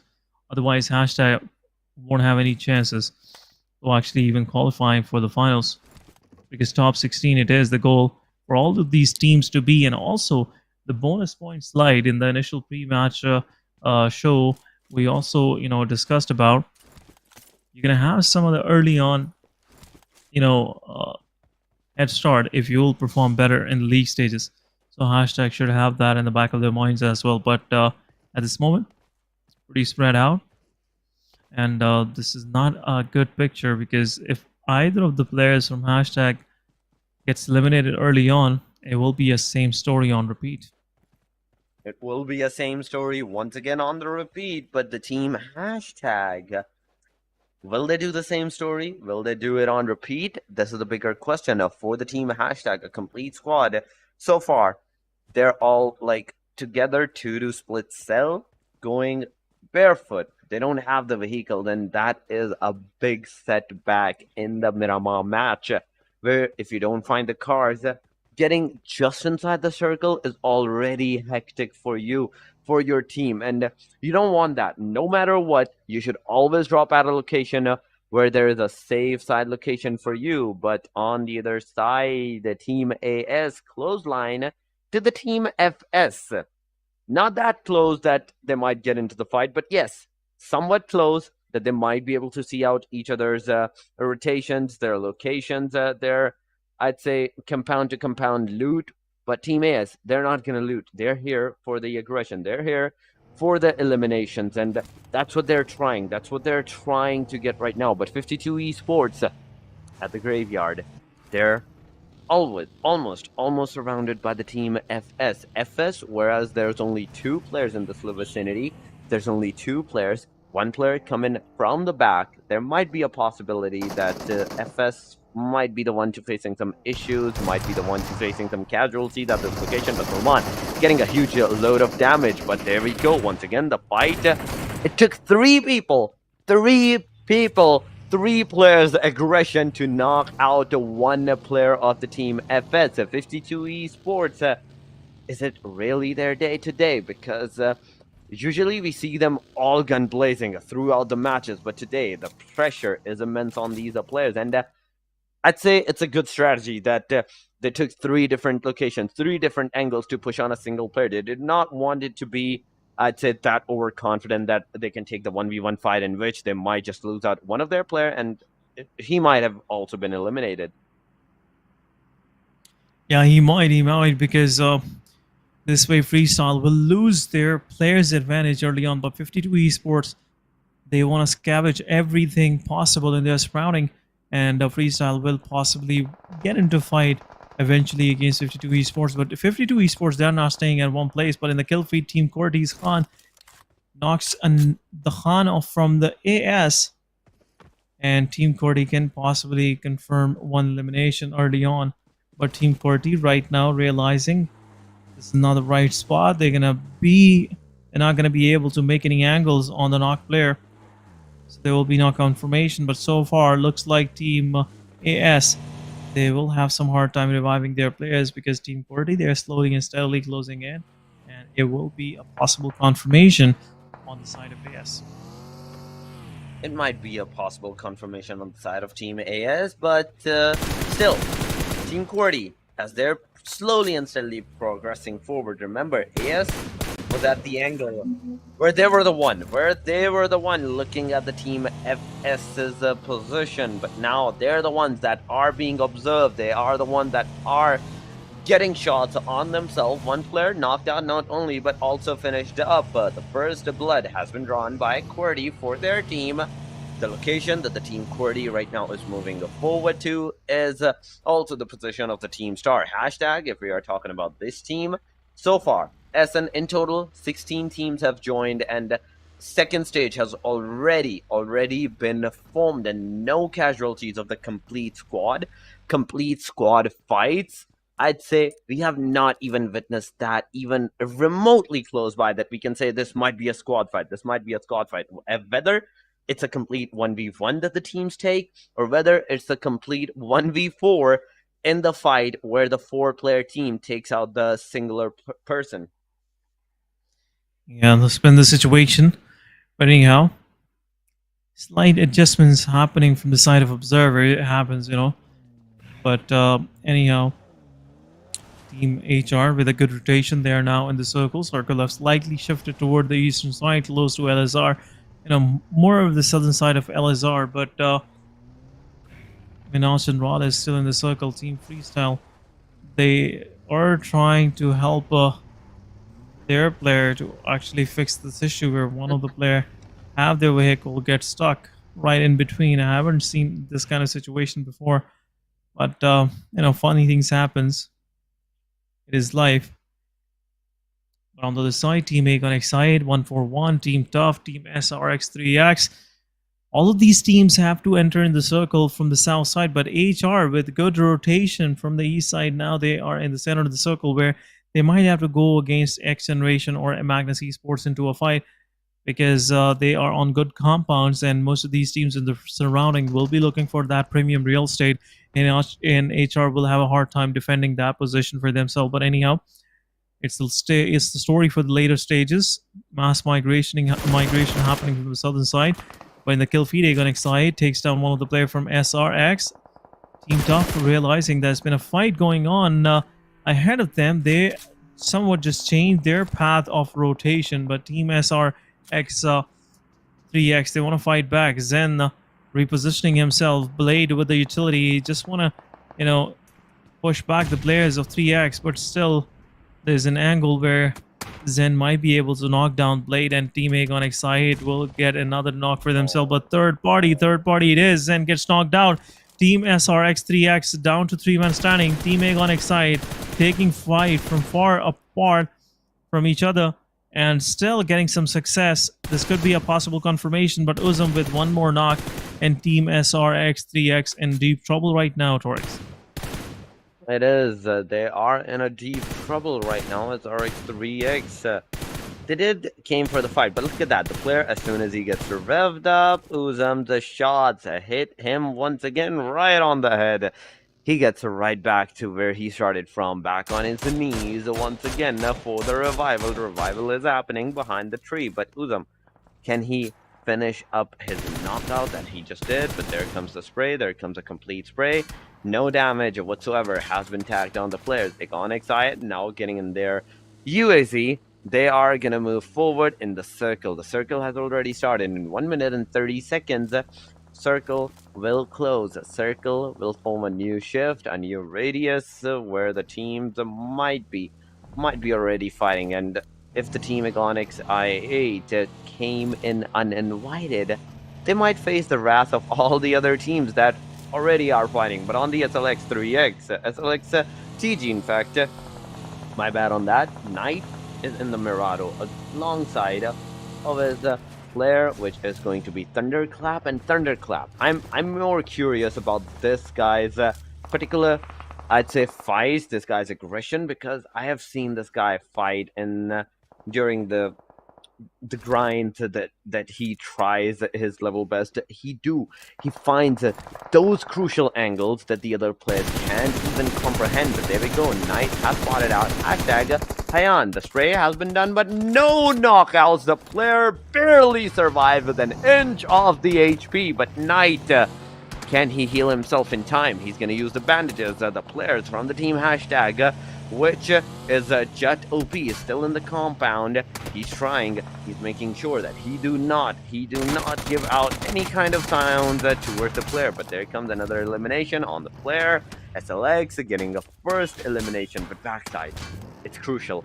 Backside, it's completely open, and one grenade, one spray, a good spray, I'd say, can lead up to the complete demise of the SLX 3X rotations. SLX, they are getting a lot of damage. Blue Zone is also taking a lot of HP, but XGeneration on the side going against Team 3X. 3X, they've been having a hard time once they concluded their fight against Team Aegon XI, and now they are up against XGeneration, where Psycho taking one piece from the side of 3X now. 3X down to their last man standing, which will be pinned down, and eventually Alpha Boy will push in with his S12K. Shotgun in close ranges is pretty lethal, and that will be the demise of Team 3X on the 15th spot. But right then and there, Team SLX, TG, Team Hashtag, both of these teams leaving the lobby. But at the same time, Aegon XI also get knocked out. Last one standing, 1-4-1. Bob Lujan Naza, he is there to help. And a backup also coming his way from the side of Sirius, and Bob Blue confirming Aegon XI. Aegon XI also leaving the match on 12th spot, so left with 11 teams. But still, is a big rampage. 7th Element also possibly will get eliminated as well. AB confirming some of the eliminations for his side. And 7th Element, last 2 months standing against the whole squad of Foxes. Definitely, Team Oxy, a complete squad, 7th Element with just 2 players right now standing. But Essen, once again, as I said, 16 teams were surviving. Fourth stage comes in, and with that, we have seen 5 total teams leaving out from the back door to the lobby. But once again, the fights are not stopping. The fights are constantly happening, as it's not happening that much, but the players are super close that they might just need one push. They might just need one initiative to reinitialize the fights. Tough in the compounds. Team 52, backside on the hilly area. They have the position. Team Tough has their own position. One on the backside, we can see there's another team. There's another player that might be in the vicinity. Tough, they have to wait. They have not to give out their locations, because if they do, it will be a complete sandwich situation right now. 52 Esports, they have deployed the smokes. They have deployed the virtual covers for themselves. But in the kill feed, Team Oxy, they're on the receiving end right now. Icebreak has been given out. An icebreak and knockout with this. Team Oxy, with a while ago, who was a 4-man squad, now is down to the 3-man so far. But Oxy, the position that they have, the location that they have, it's safe. This circle, this stage is all for them. Even the next stage, if it goes a hard northeastern side shift, they might be still inside of that circle. But QWERTY, Team Star, they're on the western side of vicinity. They're on the western side cities and the hilly mountain areas, where they will be taking out their fights. But it will be dicey. It's going to be spicy, because Team Star, the position that they have in, they don't know anyone that is in their back, which is the Team 7th Element. As they are pushing forward, QWERTY Khan is going to take Fury down. Osama is waiting out for the Team 7th Element's players, one player out of which Divine has been knocked out. Skull has already spotted out T24 OP, but he's not going to show his face. He's not going to make sure. He's not going to, I believe, give out his particular location before eliminating Divine. But there we go. Divine's kill goes to the Team Star. And with that, Team Star has secured their second elimination. T24 OP. It's all up to this guy. It's all up to this guy. Whether he's going to be able to do a 1v3 against the Team Star right now in this vicinity, or he's going to be on the receiving end against the Team Star. It's all up to his strategies and his revenge factor, whether he's going to take the revenge or he has to move out of this position. Yeah, nothing much left for 7th Element, last man standing, because Team Star, they're pretty spread out and won't be able to give a lot of damage to the Team Star. But Team Star, damage has been waiting for them anxiously up top on the hill, where Team Star now have to move into the circle, and one of the teams up there is waiting for them. But T24 OP getting a lot of damage. Another utility drops down, and this will be the end of Team 7th Element. 2 of the players denying their eliminations to Blue Zone, and that will be end of 7th Element. We are left with top 10 teams, where Team QWERTY, they're waiting for Team Star to exit. QWERTY Khan takes one down. Second one from Team Star is also knocked out, and this could also mark the end of Team Star, because 2 of the standing players have to go somewhere.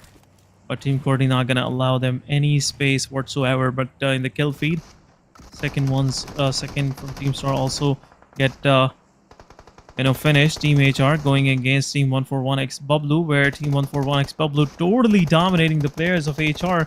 It was a quiet spread where two of the players from HR got eliminated right away. Both of the fraggers, Jokey Boy and Tears, are out, left with Romeo and Next. Next was spread out. Oxy taking some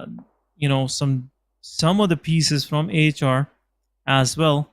And this spread out not gonna play well for them. They had the circle, they had everything, but still losing out players. They got pinched in between from both sides, and now left with their last man standing. Top 9 it is. 52 Esports getting eliminated, but the whole match is slightly steadily being pushed in the outskirts of the city, and looks like it's the end of Team Star as well. Top 8. HR still standing with last man of one of their surviving players, the last man standing. But Team QWERTY, they are on the move and still 4 men up. Interesting match of Miramar. Malik's domination once again. We have seen into the kill feed. He has been constantly giving out some shots. But this is a stage 5 SN that is closing in 5 seconds. This circle is super crucial for the teams because only these 8 teams are surviving. But the circle has gone yet a centralized shift. Oh my god. Every single team that were at the corner angle, now they have. Team Top also has been eliminated at that time. Magnus also taking the fights against the Team XGeneration. One of the Team XGeneration, Alpha Boy, has also been knocked out and finished up by the hand of the Team Magnus. Magnus, look at that. 1 player eliminated, 2 player eliminated, different team.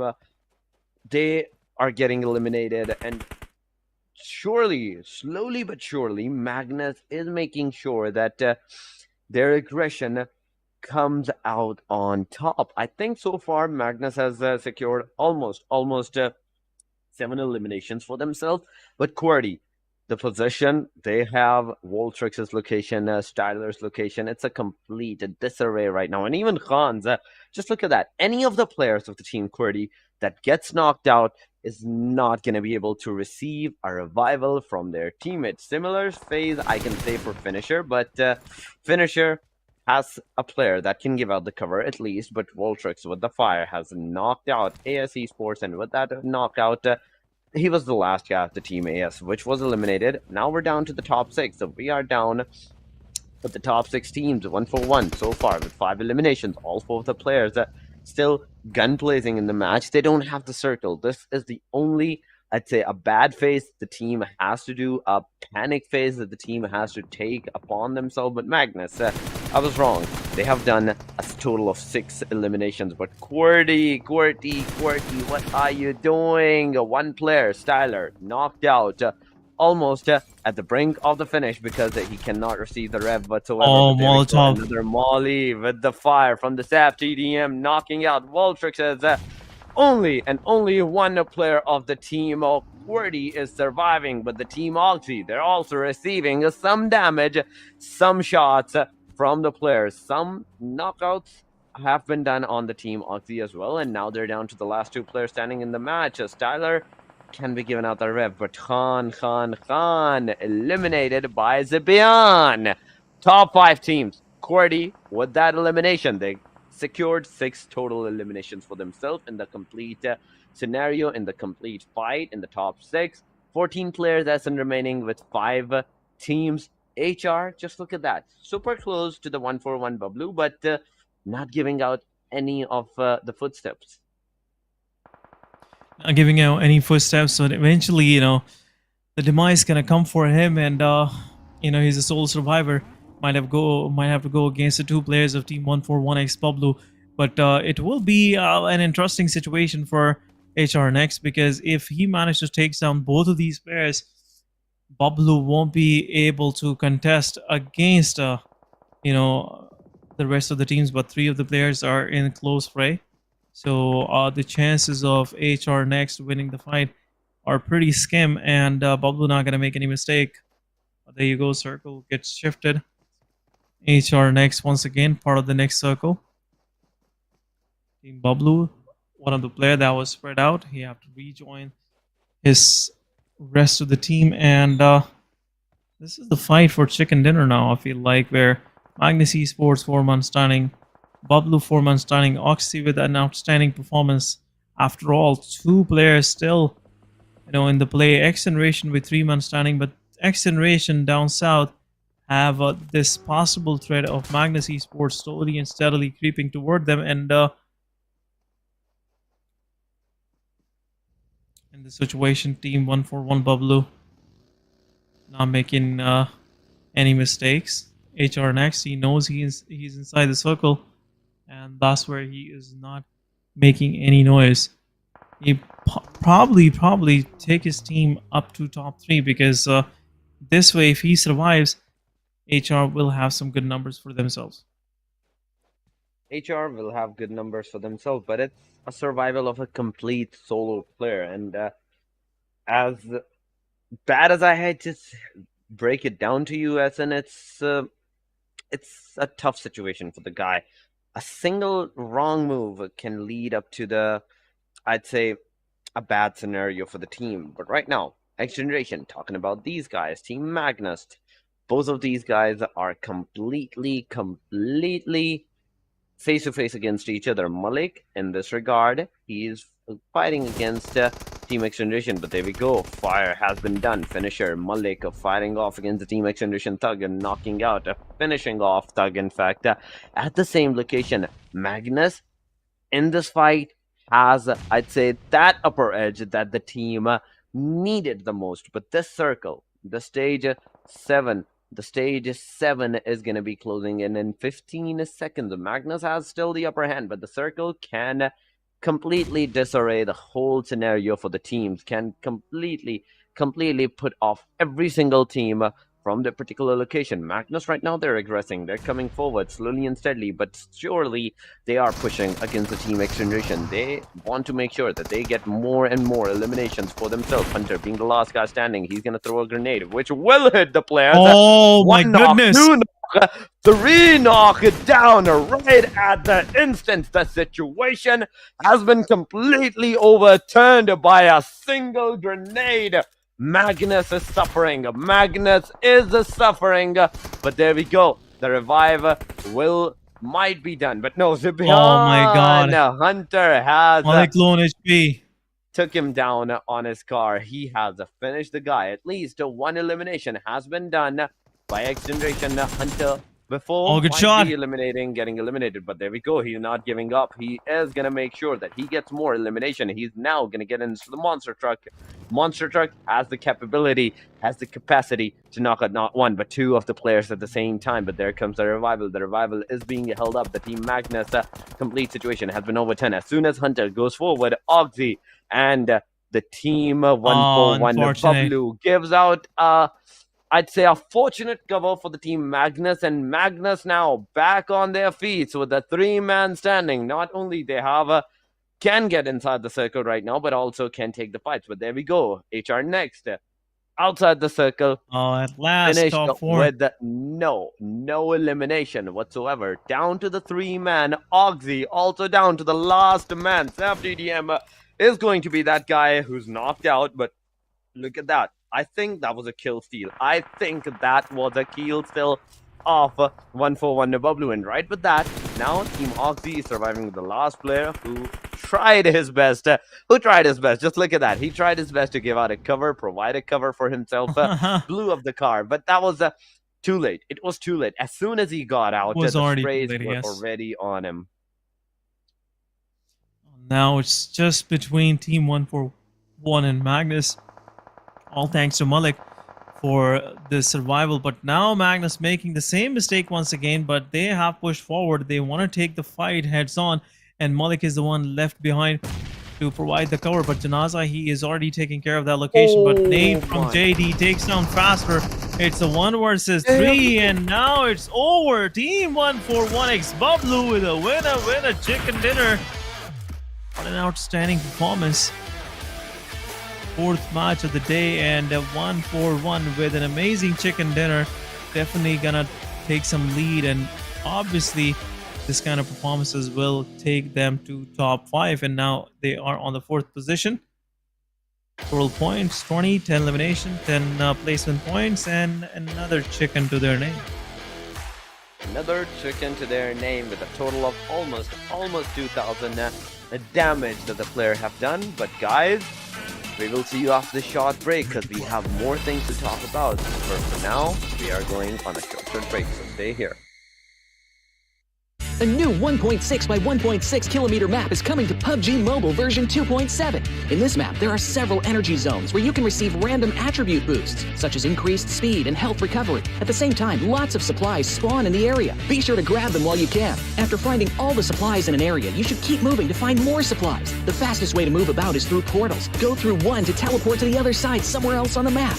After exploring an area, it's best to teleport somewhere far. However, it's important to note that there's a cooldown after use, so it can't be used too frequently. If you want to travel across mid-distances, be sure to take note of the updrafts on the map. Get close to an updraft to get lifted into the air. After reaching a certain height, you'll descend back to the ground. During your descent, you can freely adjust your direction to head to your destination. This transportation method is very handy for escaping dangerous situations. Another thing you have to watch out for are the volcanoes on the map. The lava erupting from these volcanoes can cause damage within a certain range. Be sure not to step on the lava, otherwise you'll keep taking damage and lose health. After arriving at a new area, be sure to search for exclusive crates. Approach them to get exclusive themed supplies. Apart from exclusive crates, timed airdrops are also a great way to get supplies, so make sure to keep an eye out for the countdown timer on the minimap. It indicates when an airdrop is about to appear. After the countdown ends, a crate with amazing supplies will rise from the ground. When this happens, there will surely be many enemies vying for the crate, so make sure to lie in wait beforehand and evacuate quickly after grabbing the supplies. If you get injured when going for the supplies, go to the recovery point indicated on the map. You'll be able to heal there. Just run into it to fully restore your health and armor in an instant, just like with teleporting. The recovery point has a cooldown after using it. It can't be used again until the cooldown ends. If the battle gets too intense and you find your teammates eliminated, you can bring them back within a limited time at the towers located on the map. The towers also have cooldown after being used. Each player can only be brought back by a teammate once. Players that have been brought back will directly respawn near the tower that was used without having to jump back to the battleground. Hurry and join your friends in the fight for victory.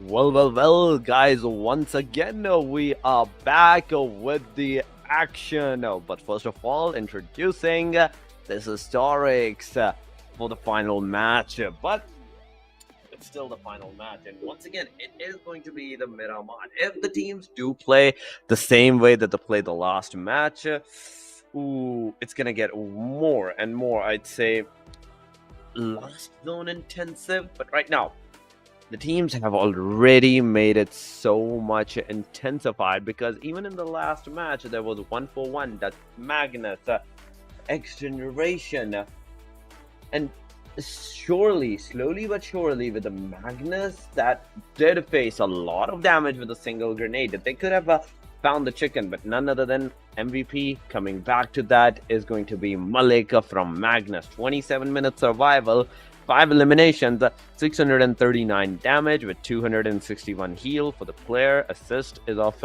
2 and 3 knocks on the player. So far, Malik has secured the match number 4's MVP stat for himself. But how is the rest of the players looking at the list is the big question. But there we go. Top players, Malik. Right after that, Foster with 2 eliminations, 809 damage. Just look at the damage.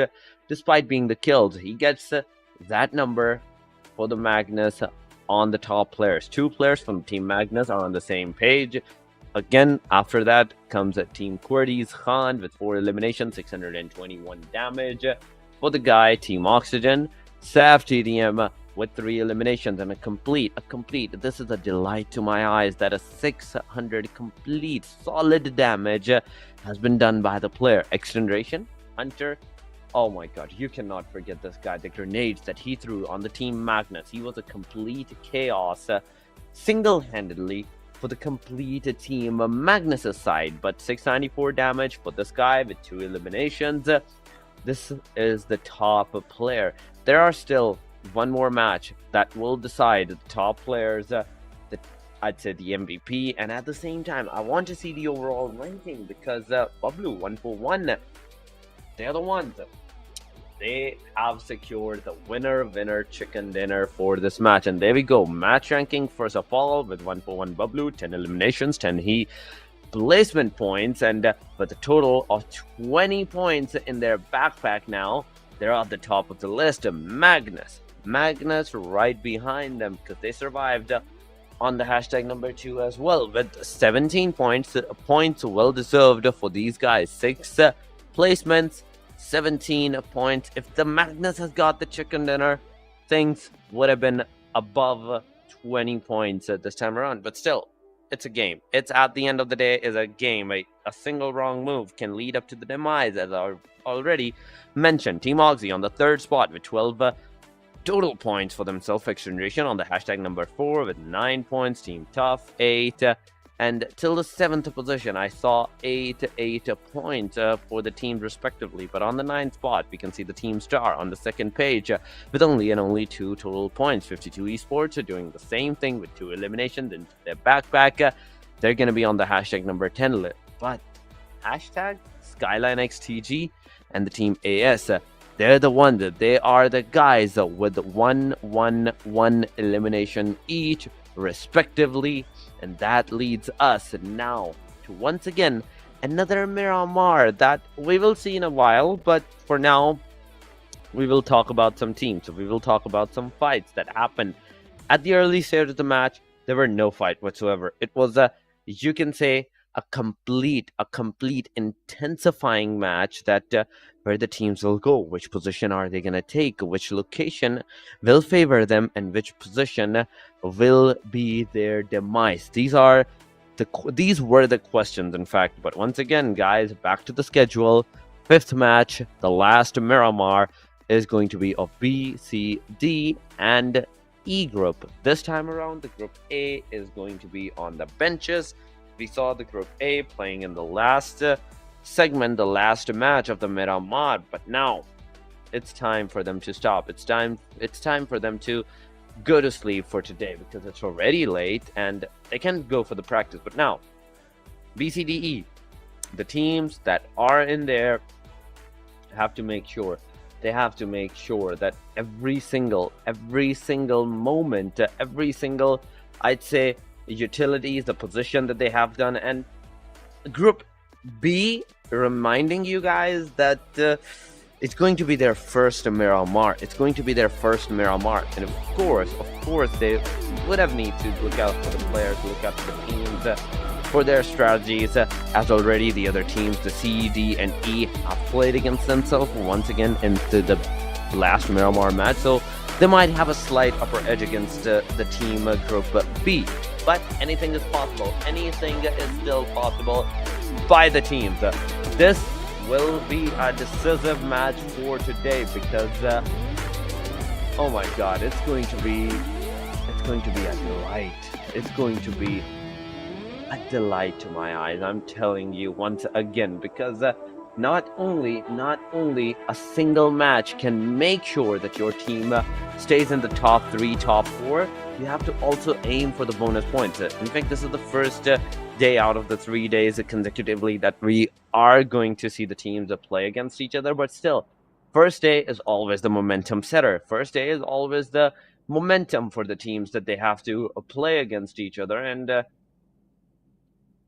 the positions, the locations, the point system that the teams have, it's a bigger question. Those are the bigger questions. How the teams will survive, will secure their points, in fact, and how will they lead up to their point structure? How will they lead up to the point table structure? But right now, back to the match, starting from the Oasis towards the Puerto Paraíso. The plane line is going there. Not, I'd say, eastern angle is more preferable for the team, and as the plane line is going from the north, we can see the team majority of the teams taking the north flight for themselves. Oxy going into the Campo Militar's western side of the region. Tierra Blanca, Campo Militar is for the team R3G, but the circle, where will the circle form up? Will it go towards the Valle del Mar? No, I was wrong. circle has gone. This time around, I'd say it's not a hard shift. It's not that scary of a circle for the team. Majority of the teams, almost 90%, are already in the circle, and the rest, 10%, they are R3G, Oxy, 7th Element, SLX, and I believe that is the team FS. Or is that Iconics I8? Either way, any of them can be a possibility. But right now, SRX 3X, they're on the verge of the fight. They are aggressing and making sure that they try to save out their player, but one of the player from the team SRX 3X is knocked out. Sad Black might be able to secure the kill, but no, he's not going to take the risky move. He's not going to do that risk of a move that might cost him his own life, because no vest, no helmet, once again, whatsoever for the guy, then will bleed out towards his death. Unless Josefa finds a car and he rushes to the segment where Zen is bleeding out. Rev him up, gets him back to the fight, as Sad Black is receiving some amount of damage in this vicinity. But Josefa, do you have a car? Do you have a car? But no! Kaido from the back angle. Just look at that. A beautiful off angle. Secure from this guy. Not only managed to rev his teammate up, but at the same time initiate the fight back to a 4v4. But no. As soon as Josefa gets revved, in fact, Zen gets revved, Josefa is the one that gets taken down. Josefa is the one that gets knocked out. SRX 3X Knight.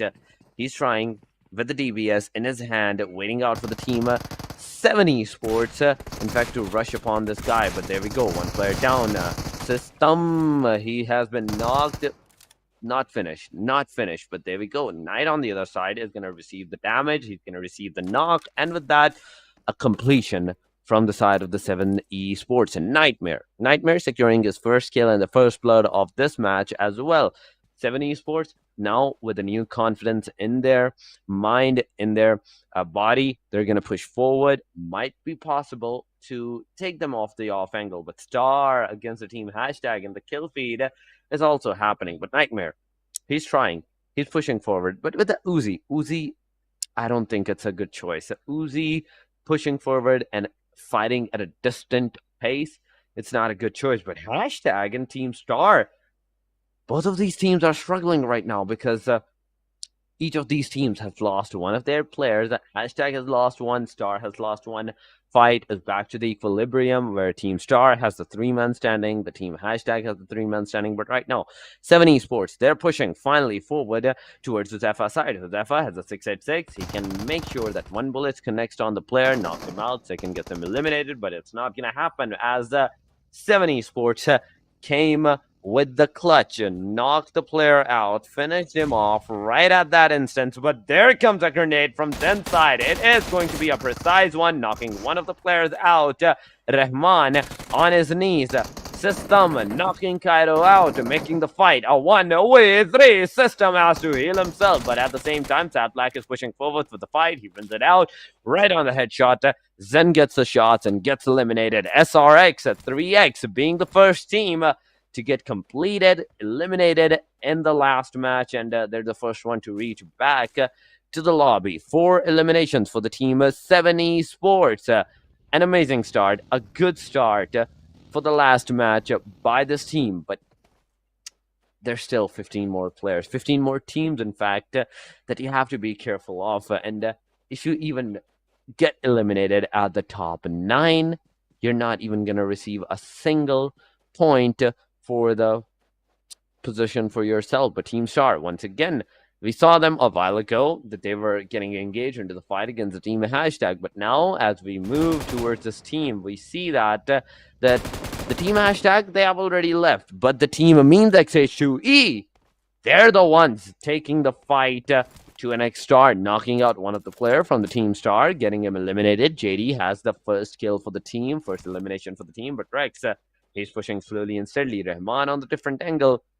It's also looking out for the players. As soon as the Team Star is going to try to come up on top of that hill, they're going to be faced off with a lot of bullets. They're going to be faced off with maybe even a grenade, maybe even some throwables from Rahman's side as he's cooking it up, but no connectivity, no splash damage whatsoever on the player. Now, Rahman has to go forward. He knocks one player down, but at the same time, Rex was also knocked out. Fury might come for the rescue, but no, he's not going to come for the rescue. He's actually going to go for that completion of the kill, completion of the player's elimination. But Rahman, what have you done? You gave out your position. Fury took it and knocked you out, finished you up right at that instance. H2E now facing off with some damage, with some eliminations for themselves as well. But they're only down to the last two players. The team Amines.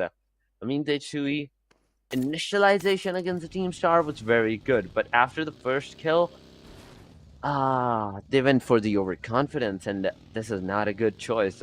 Overconfidence is never a good choice, but Team Se7en Esports versus the team R3G. R3G, they're doing wonders. I'm telling you once again, they are doing wonders. Starting from the last match, they started their wonders. This match, they're going to continue it once again. So far, one elimination against the team that they did is Se7en Esports. The same team that took the first and foremost fight and won that one out. They won it out. They made sure that not a single player of them gets eliminated. But R3G had other plans. They finally knock one of the players out, finish them off. But it's still the first phase. First phase has not even been close. So we're seeing that none of the teams will go for that early aggression. Once again, just like the last match that we saw of the Miramar, but this time with a new team, with a new group of the team, for new different players, for new different, I'd say, complete teams that will be facing off against the prior Miramar experienced teams. Demotivated Sir, alongside of team with tough player, he has a cover. He has a Lost Leon's cover for himself. The ridges, the area, and even the car, the buggy that he has a cover for every single one of them. But 15 teams are standing. 0 elimination for the team Tough, and no early stages fights are happening. But MG3, the first airdrop, has brought a deadliest weapon that you can ever hope for in a closer range. Aside said that, oh my god, it's bullets, gets on the reload. That's a hectic time. But first stage, ladies and gentlemen, it has been concluded. The second stage is going to go towards a northwestern side area, somewhat a power grid area. The graveyard is in the circle. The La Bendita, it's in the circle as well. And the 7th element, the position that they have, is the dead center of the circle. But 15 teams in this small of a circle, it's a complete chaos. No matter how you look at it, it is a chaos for the players, for the teams, and any of the players who will try now to get inside of that circle at this point in hopes to get that position, get that location early for himself. No, you don't want that. You do not want that for yourself. But Edgar, he's not moving forward. He knows that there might be Team Artie in the front lines, in the front angle, but no, he's not pushing forward. He's not giving the opening to the Team Artie that they can take on the Team Tough. They can take on him, his team, knock him out maybe, and then push forward. They're not going to let that happen. Team Tough is completely playing this match with their minds, a safe side approach by the Team Artie. On the other hand, they have the cars. Every single player, every single individual player has a different car for himself, for themselves, and they will use that. They will use that completely, not only to get out of the Lost Leon, the city, but also to secure the 3rd stage circle for themselves. But will it run out of gas? Will it run out of gas? And will the players change the car in their direction if they find another one? But was it? He still wants to stay in the Lost Leon a little bit more, trying to get more loot, trying to acquire more loot in this vicinity. Pinkman is also there. Stopped, acquired more loot, and then the players once again, we will see them go in the circle. But Pegasus, he's in the car. In front of him is the Team R3G. He might have spotted the car. He might have spotted the buggy that was in the front. And right as I said that, Team Arty, just look at that. They are completely ready for not just a fight, but for their next circle as well, because this stage 2 has been finally concluded. Stage 3 finally has been made, but where it has gone, this is a major question. Se7en Esports, alongside of the team Hashtag, they are once again getting into the fight. Hashtag was that team that took some initiative on the Se7en Esports, but look at that right now. Se7en Esports on the receiving end, some damage, some splash damage has been received by the player, but Flanky's outside the circle. He doesn't have that many healings on himself. The only first aid kit that he could have used right now, for now, he has used it up. Now it's up to the bandages, it's up to the boosters that he's going to put in on himself, and the fight that he has to take for more healing. But it's not going to happen because Sad Black and Rahman, the complete fire, has knocked out the player. Hashtag on their final verges, because now they're down to the last 2 players.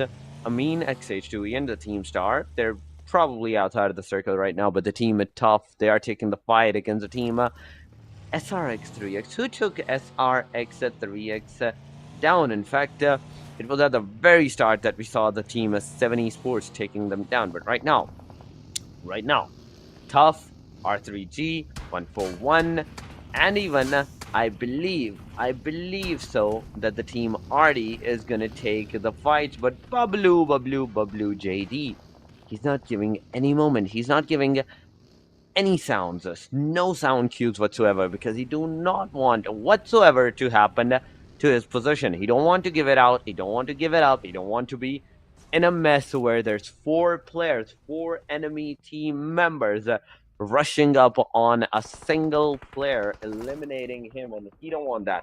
He wants an early start. He wants a safe start right now. But Amin's XH2E, they're struggling. R3G on the same side, they're struggling as well, because one of their players has also been knocked out. But Sirius, he heard the shots. He knew that the shots are coming from this direction, and he sent out his cavalry for the scout, for the fight. But Seni, knocking out one of the players. Look at that. Janaza has been rolled over by the car. He's knocked out. R3G Vaz, being in the car, has been taken down by the hand of Bablu JD. JD definitely giving out some covers, definitely providing the covers for the teams. And there we have it, as Hashtag gets eliminated by the hands of Team Magnus. R3G taking the initiative back on their hands, getting another knock, leaving only the last guy, 141X Bablu JD, the last match, winner chicken dinner team, to their last player. Now, this is where it gets interesting. Remember, R3G and 141X Bablu, they were the ones that were in a complete 3 versus 3 scenarios. They were the ones that were completely in a 3 versus 3 in the last 8-stage of fight, and 141 did came out on top in that. But now they're the ones that are on the receiving ends. They're the ones that are facing a lot of casualties, not a little, but a lot of casualties on themselves, and a single wrong move will be enough to eliminate the last guy as well. But Se7en Esports, alongside of the team Magnus, they're finally coming close by to each other. Finisher trying to lure out the player, using his buggy as a bait. Himself, Zebian, is on the top, ready for the cover. He has an M416 readied out. Se7en Esports, as soon as they're going to show their faces, as soon as they're going to show their positions, reveal it out, he's going to utilize his position. But Zebian's position, remember that, is also compromised, because Sad Black has already seen out the player. The head was revealed out. 4X was on top of the head, but the player, I give out the credit to the player that in time, he was able to come back. He was able to get back in a safety distance. But Arty, Team Tough, finally, it might happen. The grenade did hit the spot. Pinkman on the half HP. Second grenade may make it work. But Roshan, what are you doing? There's Arty on the one angle. Tough on the different angle. Seni, he's trying his level best to take out the revenge against the team at Tough right now, knocking out one of the players. But Magnus Esports on the Se7en Esports, knocking out the players. Seni has to get in the car, eliminate Edgar, get the elimination for himself. But no, he's not going to do that. He's going to get into the buggy. He's going to go into the safe side. But Se7en Esports, alongside of by the hand of Team Magnus, has been eliminated in the during time. Team Artie, no elimination whatsoever. 3-man standing right now in this match. One player has been lost to the game. R3G, talking about these guys, the one that were on the hashtag number 2 in the last match of the Miramar. They are down once again to the 2 players of their team. And Roshan Vaz, who has left early in the game, it's up to Naki, Seni, and these guys, 2 small shoulders where there's going to be a big burden for themselves, and it's up to them on how they're going to handle the stress. Will they work better in the stress, or will they not work better in the stressing situation? So far, 6 elimination has been done by the team Magnus. A good start, a healthy start by the team. 4 elimination, in fact, has been done by the team Magnus, but 52 Esports, you cannot forget about them. They were the ones on the bottom of the tables in the last match. They were the ones that did not get that much eliminations or even the points for themselves. And right now, they are on the 2 eliminations. All 4 of the players still standing. But talking about the team SLX, they're close by to the Amines H2E's last player, which is none other than JD. JD being the last guy standing for the team. It's up to this guy. It's up to this player.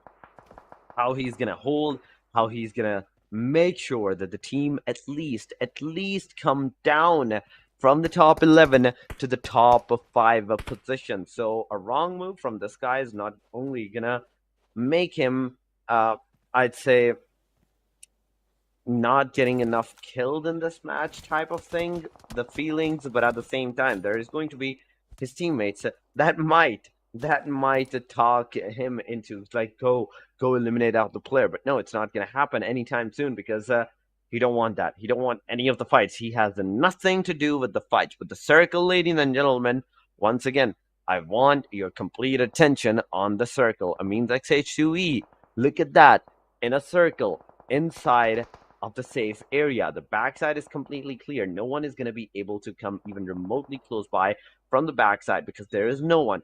AS is on the northern angle nearby the team Oxy. They might take the fight. They might take the aggression. But R3G versus the team RD, this is going to happen. And how will it happen is the main question right now, because 52 Esports, they're also taking the fights. This is not just your typical 3-way deadlock, 4-way deadlock. This is actually the 5-way contestation. R3G Naki securing his elimination so far. He's the last guy standing for the team, because from the backside, the team Tough has came for the elimination of the team R3G. As the team R3G is facing out some casualties, they are facing out some difficult decision-making scenarios as where to go, which position to take, and as soon as they get into the open position, they intake some damage. And Naki, it's up to this guy. It's up to this guy, how he's going to handle it, how he's going to survive, how he's going to make sure that his team stay in a good position in the match as well. So far, the 4 elimination that the player has done,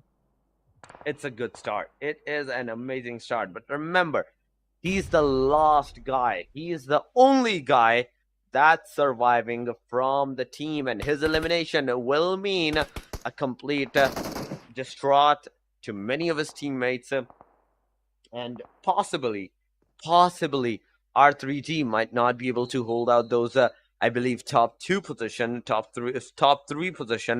for themselves because of that. But Naki, his position somewhat has been compromised, because a while ago there were some shots that were coming from this direction. So it's possible that the nade just came for that confirmation that there might be no one. There is no one.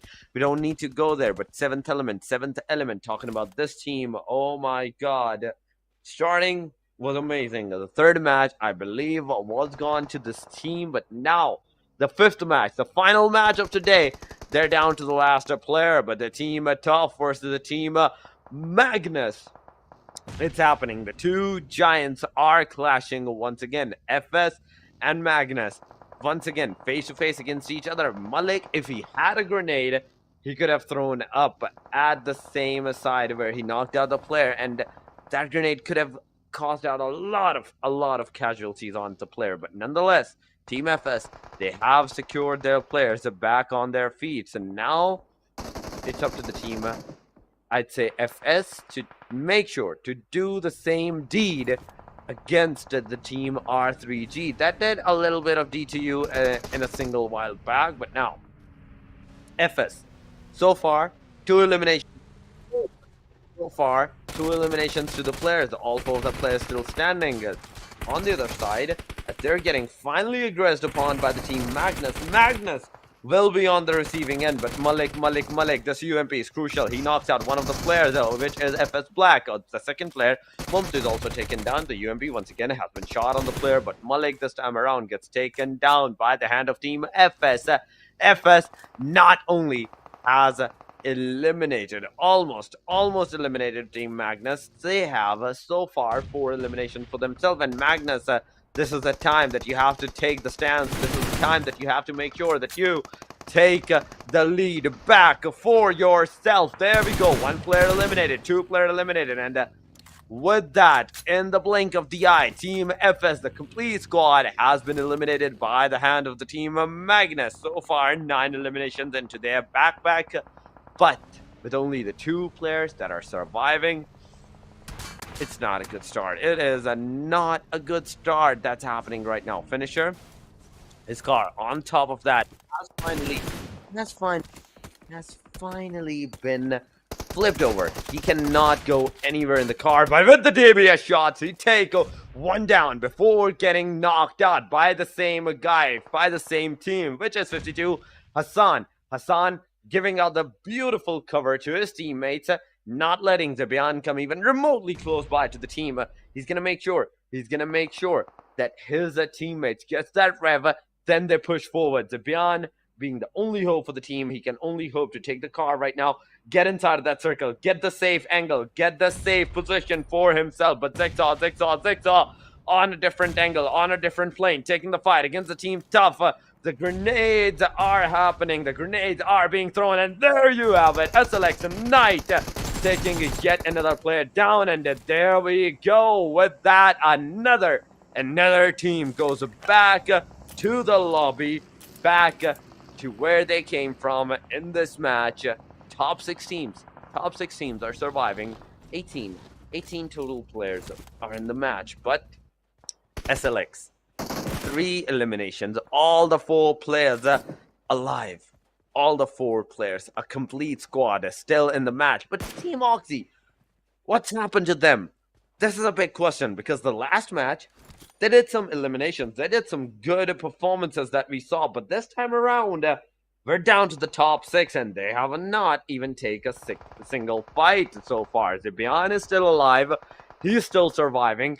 52 Alud, super close by towards this player, but Team Amines XH2E, they have drawn their last breath, and with that, we are down to the top 5. Zone closing in 7, 6, and the clock is ticking. This is the stage 7 that's going to be formed, and if it goes towards the Team AS, which it does, now it's up to this team to not only hold out this position, but also get some potential eliminations for themselves. Khan from AS, he is scouting right now the area, the complete array of the position, the complete mountaintop. And after that, he will try to get some visualization. But look at that, Hassan has been knocked out by the hand of Se7en. Se7en gets that completion on the player. He makes sure that he takes the revenge for his team. He takes the revenge, but Chotu is coming from the bottom side. He gets taken down as well. Se7en, what are you doing? What have you eaten? But as soon as Chotu gets eliminated from the backside, SLX DG Thunderclap. Once again, as I said in the previous match, Thunderclap, he is back on his performance.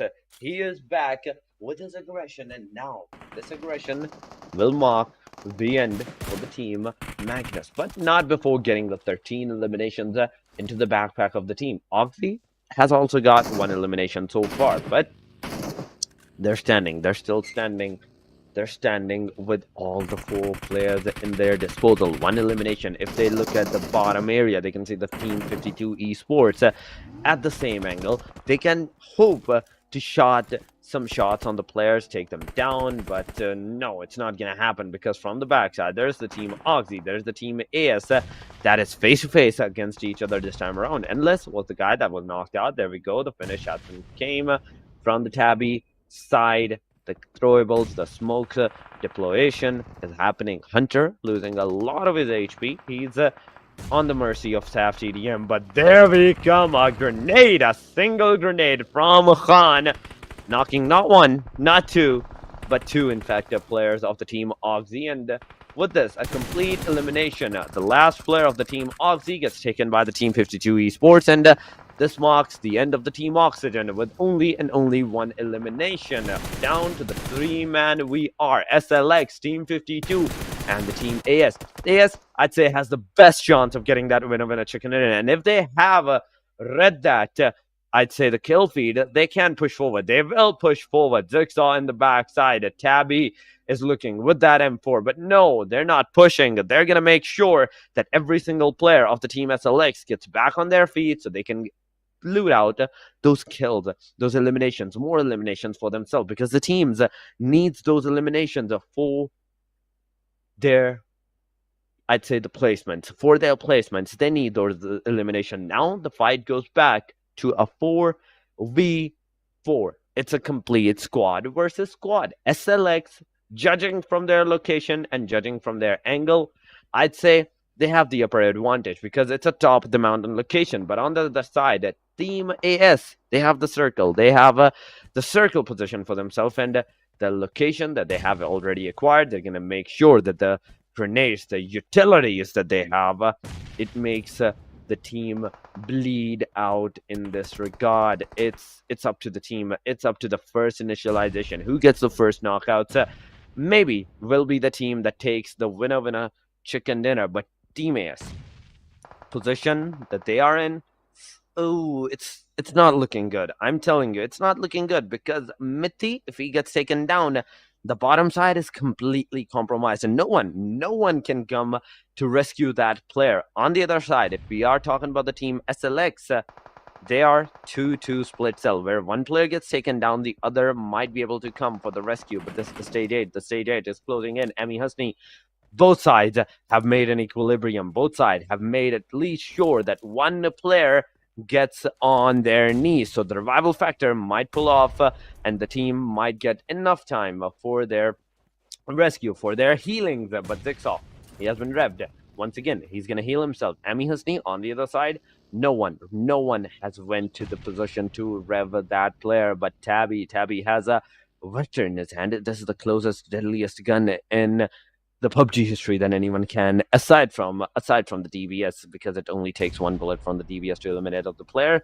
But Vector versus the UMP, it will happen, and Tabby will lose this fight. Recon gets the knock and the finish, making the fight a 3 versus 4 for the favor of the team SLX right now. Look at that, the position, the formation that the team SLX, they're utilizing. They're aggressing with the right side. If Zigsaw sees he can spot out Khan, but Khan also has that crucial angle that he can pull off not 1 but 2 eliminations onto the player. But now Khan gets up, he shots at Recon Noob gets taken down, finished up right at that instant. Emi Husni using that UMP, pushing forward. Knight might give out some cover, but he has a grenade cooking up in his hand. He's going to throw it up right on the face of Emi Husni.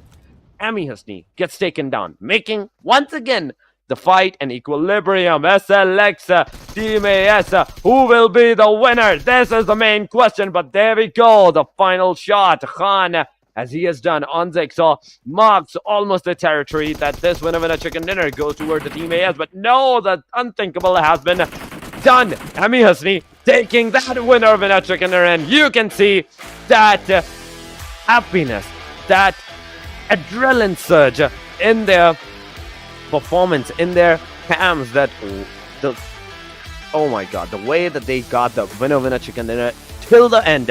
It was a trade-off to the equilibrium, where now with 10 eliminations, team gets a total of 20 points. Now they're on the overall ranking of hashtag number 16. So a good match finally marks their territory. Total damage is of 1787 right now. But, oh my god, the amazingness, the teams, the fights that they did, the adrenaline surge, the happiness that they had in that moment that they got that winner chicken dinner. Oh my god, that was an intensifying moment. No one knew what could have happened at that time, but AS came in with that clutch performance from Emi Hasni's side, taking that elimination, and as that elimination was done, it was all over. For a time, I have to say it again. Chances were grim for the team AS because as soon as Khan got taken down by the hand of Knight OP, things could have been dicey. But Khan OP did, I'd say, a wrong move, that he went for the completion of the kill, completion of his knockout, and that would mark the territory. As soon as Khan gave out the call out that he's finishing me, Emi Hasni pushed forward and got that winner chicken dinner for the team. But MVP stats right on our screen. Team AS, Khan with the 5 elimination, 856 damage, assists of 3, survival time of 29 minutes, the longest time that we have seen in today's matches. 4 knocks and 54 heals. So this guy not only did not got knocked a single time, or maybe he did, because I don't think the zone damage counts, the zone healing counts on this thing. But nonetheless, the players have done a great deal.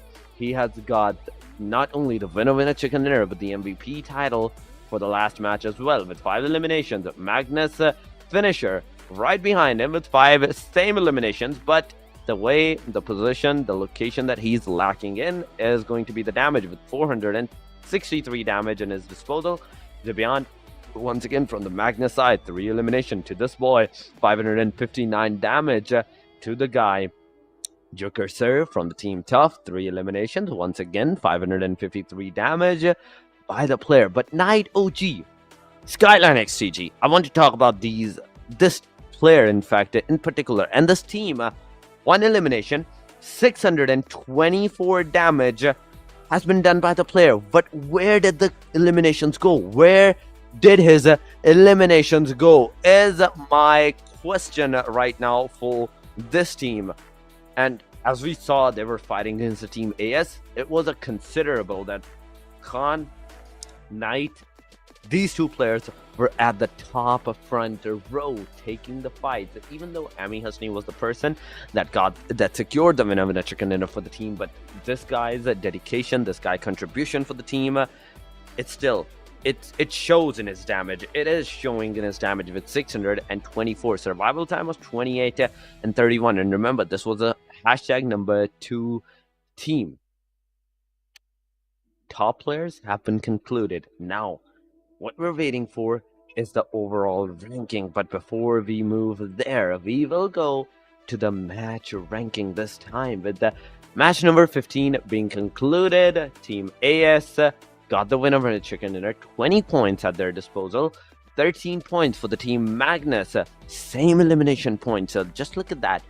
As the team AS got their final kills on the team Skyline XTG and got the 10 eliminations, Team Magnus has already done that without even I think they were at like top 4, top 5 position, because they have only the 3 placement points for themselves, but same position points, total points in fact, for the team Skyline XTG with 13 at their disposal, 52 Esports with 10. And moving on over to our second page, starting from the bottom, the 2 teams Red Death and SRX3X. Why are these 2 teams not performing? Red Death, we saw you at the day 2. You were unstoppable. What happened in the past 7 days, this break, that this performance is being shown right now? 7th element, they have the one placement point. Hashtag has 1 elimination. Total 1 for 1x Bublu. They have the total 1 point for themselves. Amin XH2E with total of 3 points. Team Star with 3 as well. But Freestyler with 4 total eliminations into their disposal. It's completely annihilation. It's completely off the fights that they took, the fights that they did against the teams. They eliminated the complete squad, and that was the time Right after that, we saw the Freestyler has lost commendable of their players. And they could not do anything at that time. They could only hope to survive. But the survival was not that much. But elimination leaders, finally, the one we are waiting for, the top fraggers. Number 1 is going to be Naki from the R3G side with 28 eliminations, 5,548 damage. Falak with 25 eliminations, just 3 eliminations less than Naki with 4480 on this location. But the Beyond Magnus, they are shining their name once again in the total elimination leaderboard with 24 eliminations, 3,769 damage. Egonix I8 with 22 eliminations and 4,637 damage. But R3G, not just one, but 2 of their players are in the elimination leaderboard with 21 elimination towards senior side and just 1 damage more. Senior wouldn't have hurt. I needed that juicy 5,000 damage, but nonetheless 4,999, it's a good damage. So R3G, out of the 4, they have secured 2 of their names on the leaderboard on the top 5. Egonic side has done the same with the Falak having 25, IQ having 22. Anything is possible. Anything is possible because there are still 2 more days. There are still the week 1, 2 more days where the teams can get more eliminations for themselves. So these charts are bound to change. These charts will change once again, and we will have to see. We will have to see who will be on the top. Starting today, it's Naki. For tomorrow, it can be someone else. It can be anyone. We don't know right now. So it's up to the teams. But overall ranking, the thing that we were waiting for, guys, it's finally on our screen. Egon still headstrong on the hashtag number 1, 121 total points for themselves. 3 total winner chicken dinners. R3G, no chicken dinner whatsoever, but 109 points secured by this team. 7th element for chicken dinners, a total of 100 points, and this marks the triple digit points for the teams. On the hashtag number 4, we saw more teams, but overall leaderboard was on your screen. You can pause it, watch it up. But Team Star, from the 11th spot, they have 59 total points, 58 for the Team Oxygen, Freestyle with 54 for the Team QWERTY, Red Death with 53, AS 46, 41 for the 52, Se7en Esports with 40, 38 for the Team Hashtag, and Skyline XGG with 35 points. So 11 to, I'd say 14, it's still considerable. That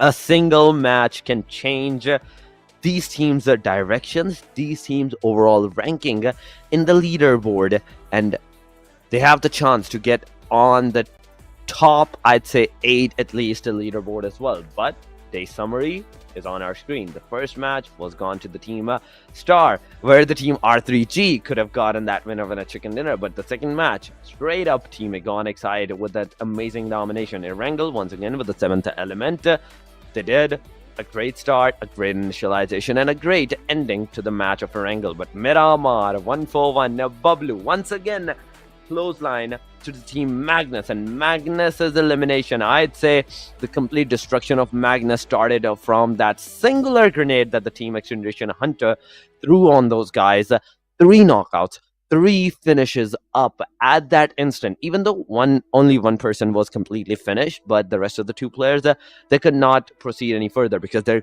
position was compromised. But Miramar, Team AS that we just witnessed, 10 eliminations, 1,787 total damage with 362 heals, and knockouts in total was 9.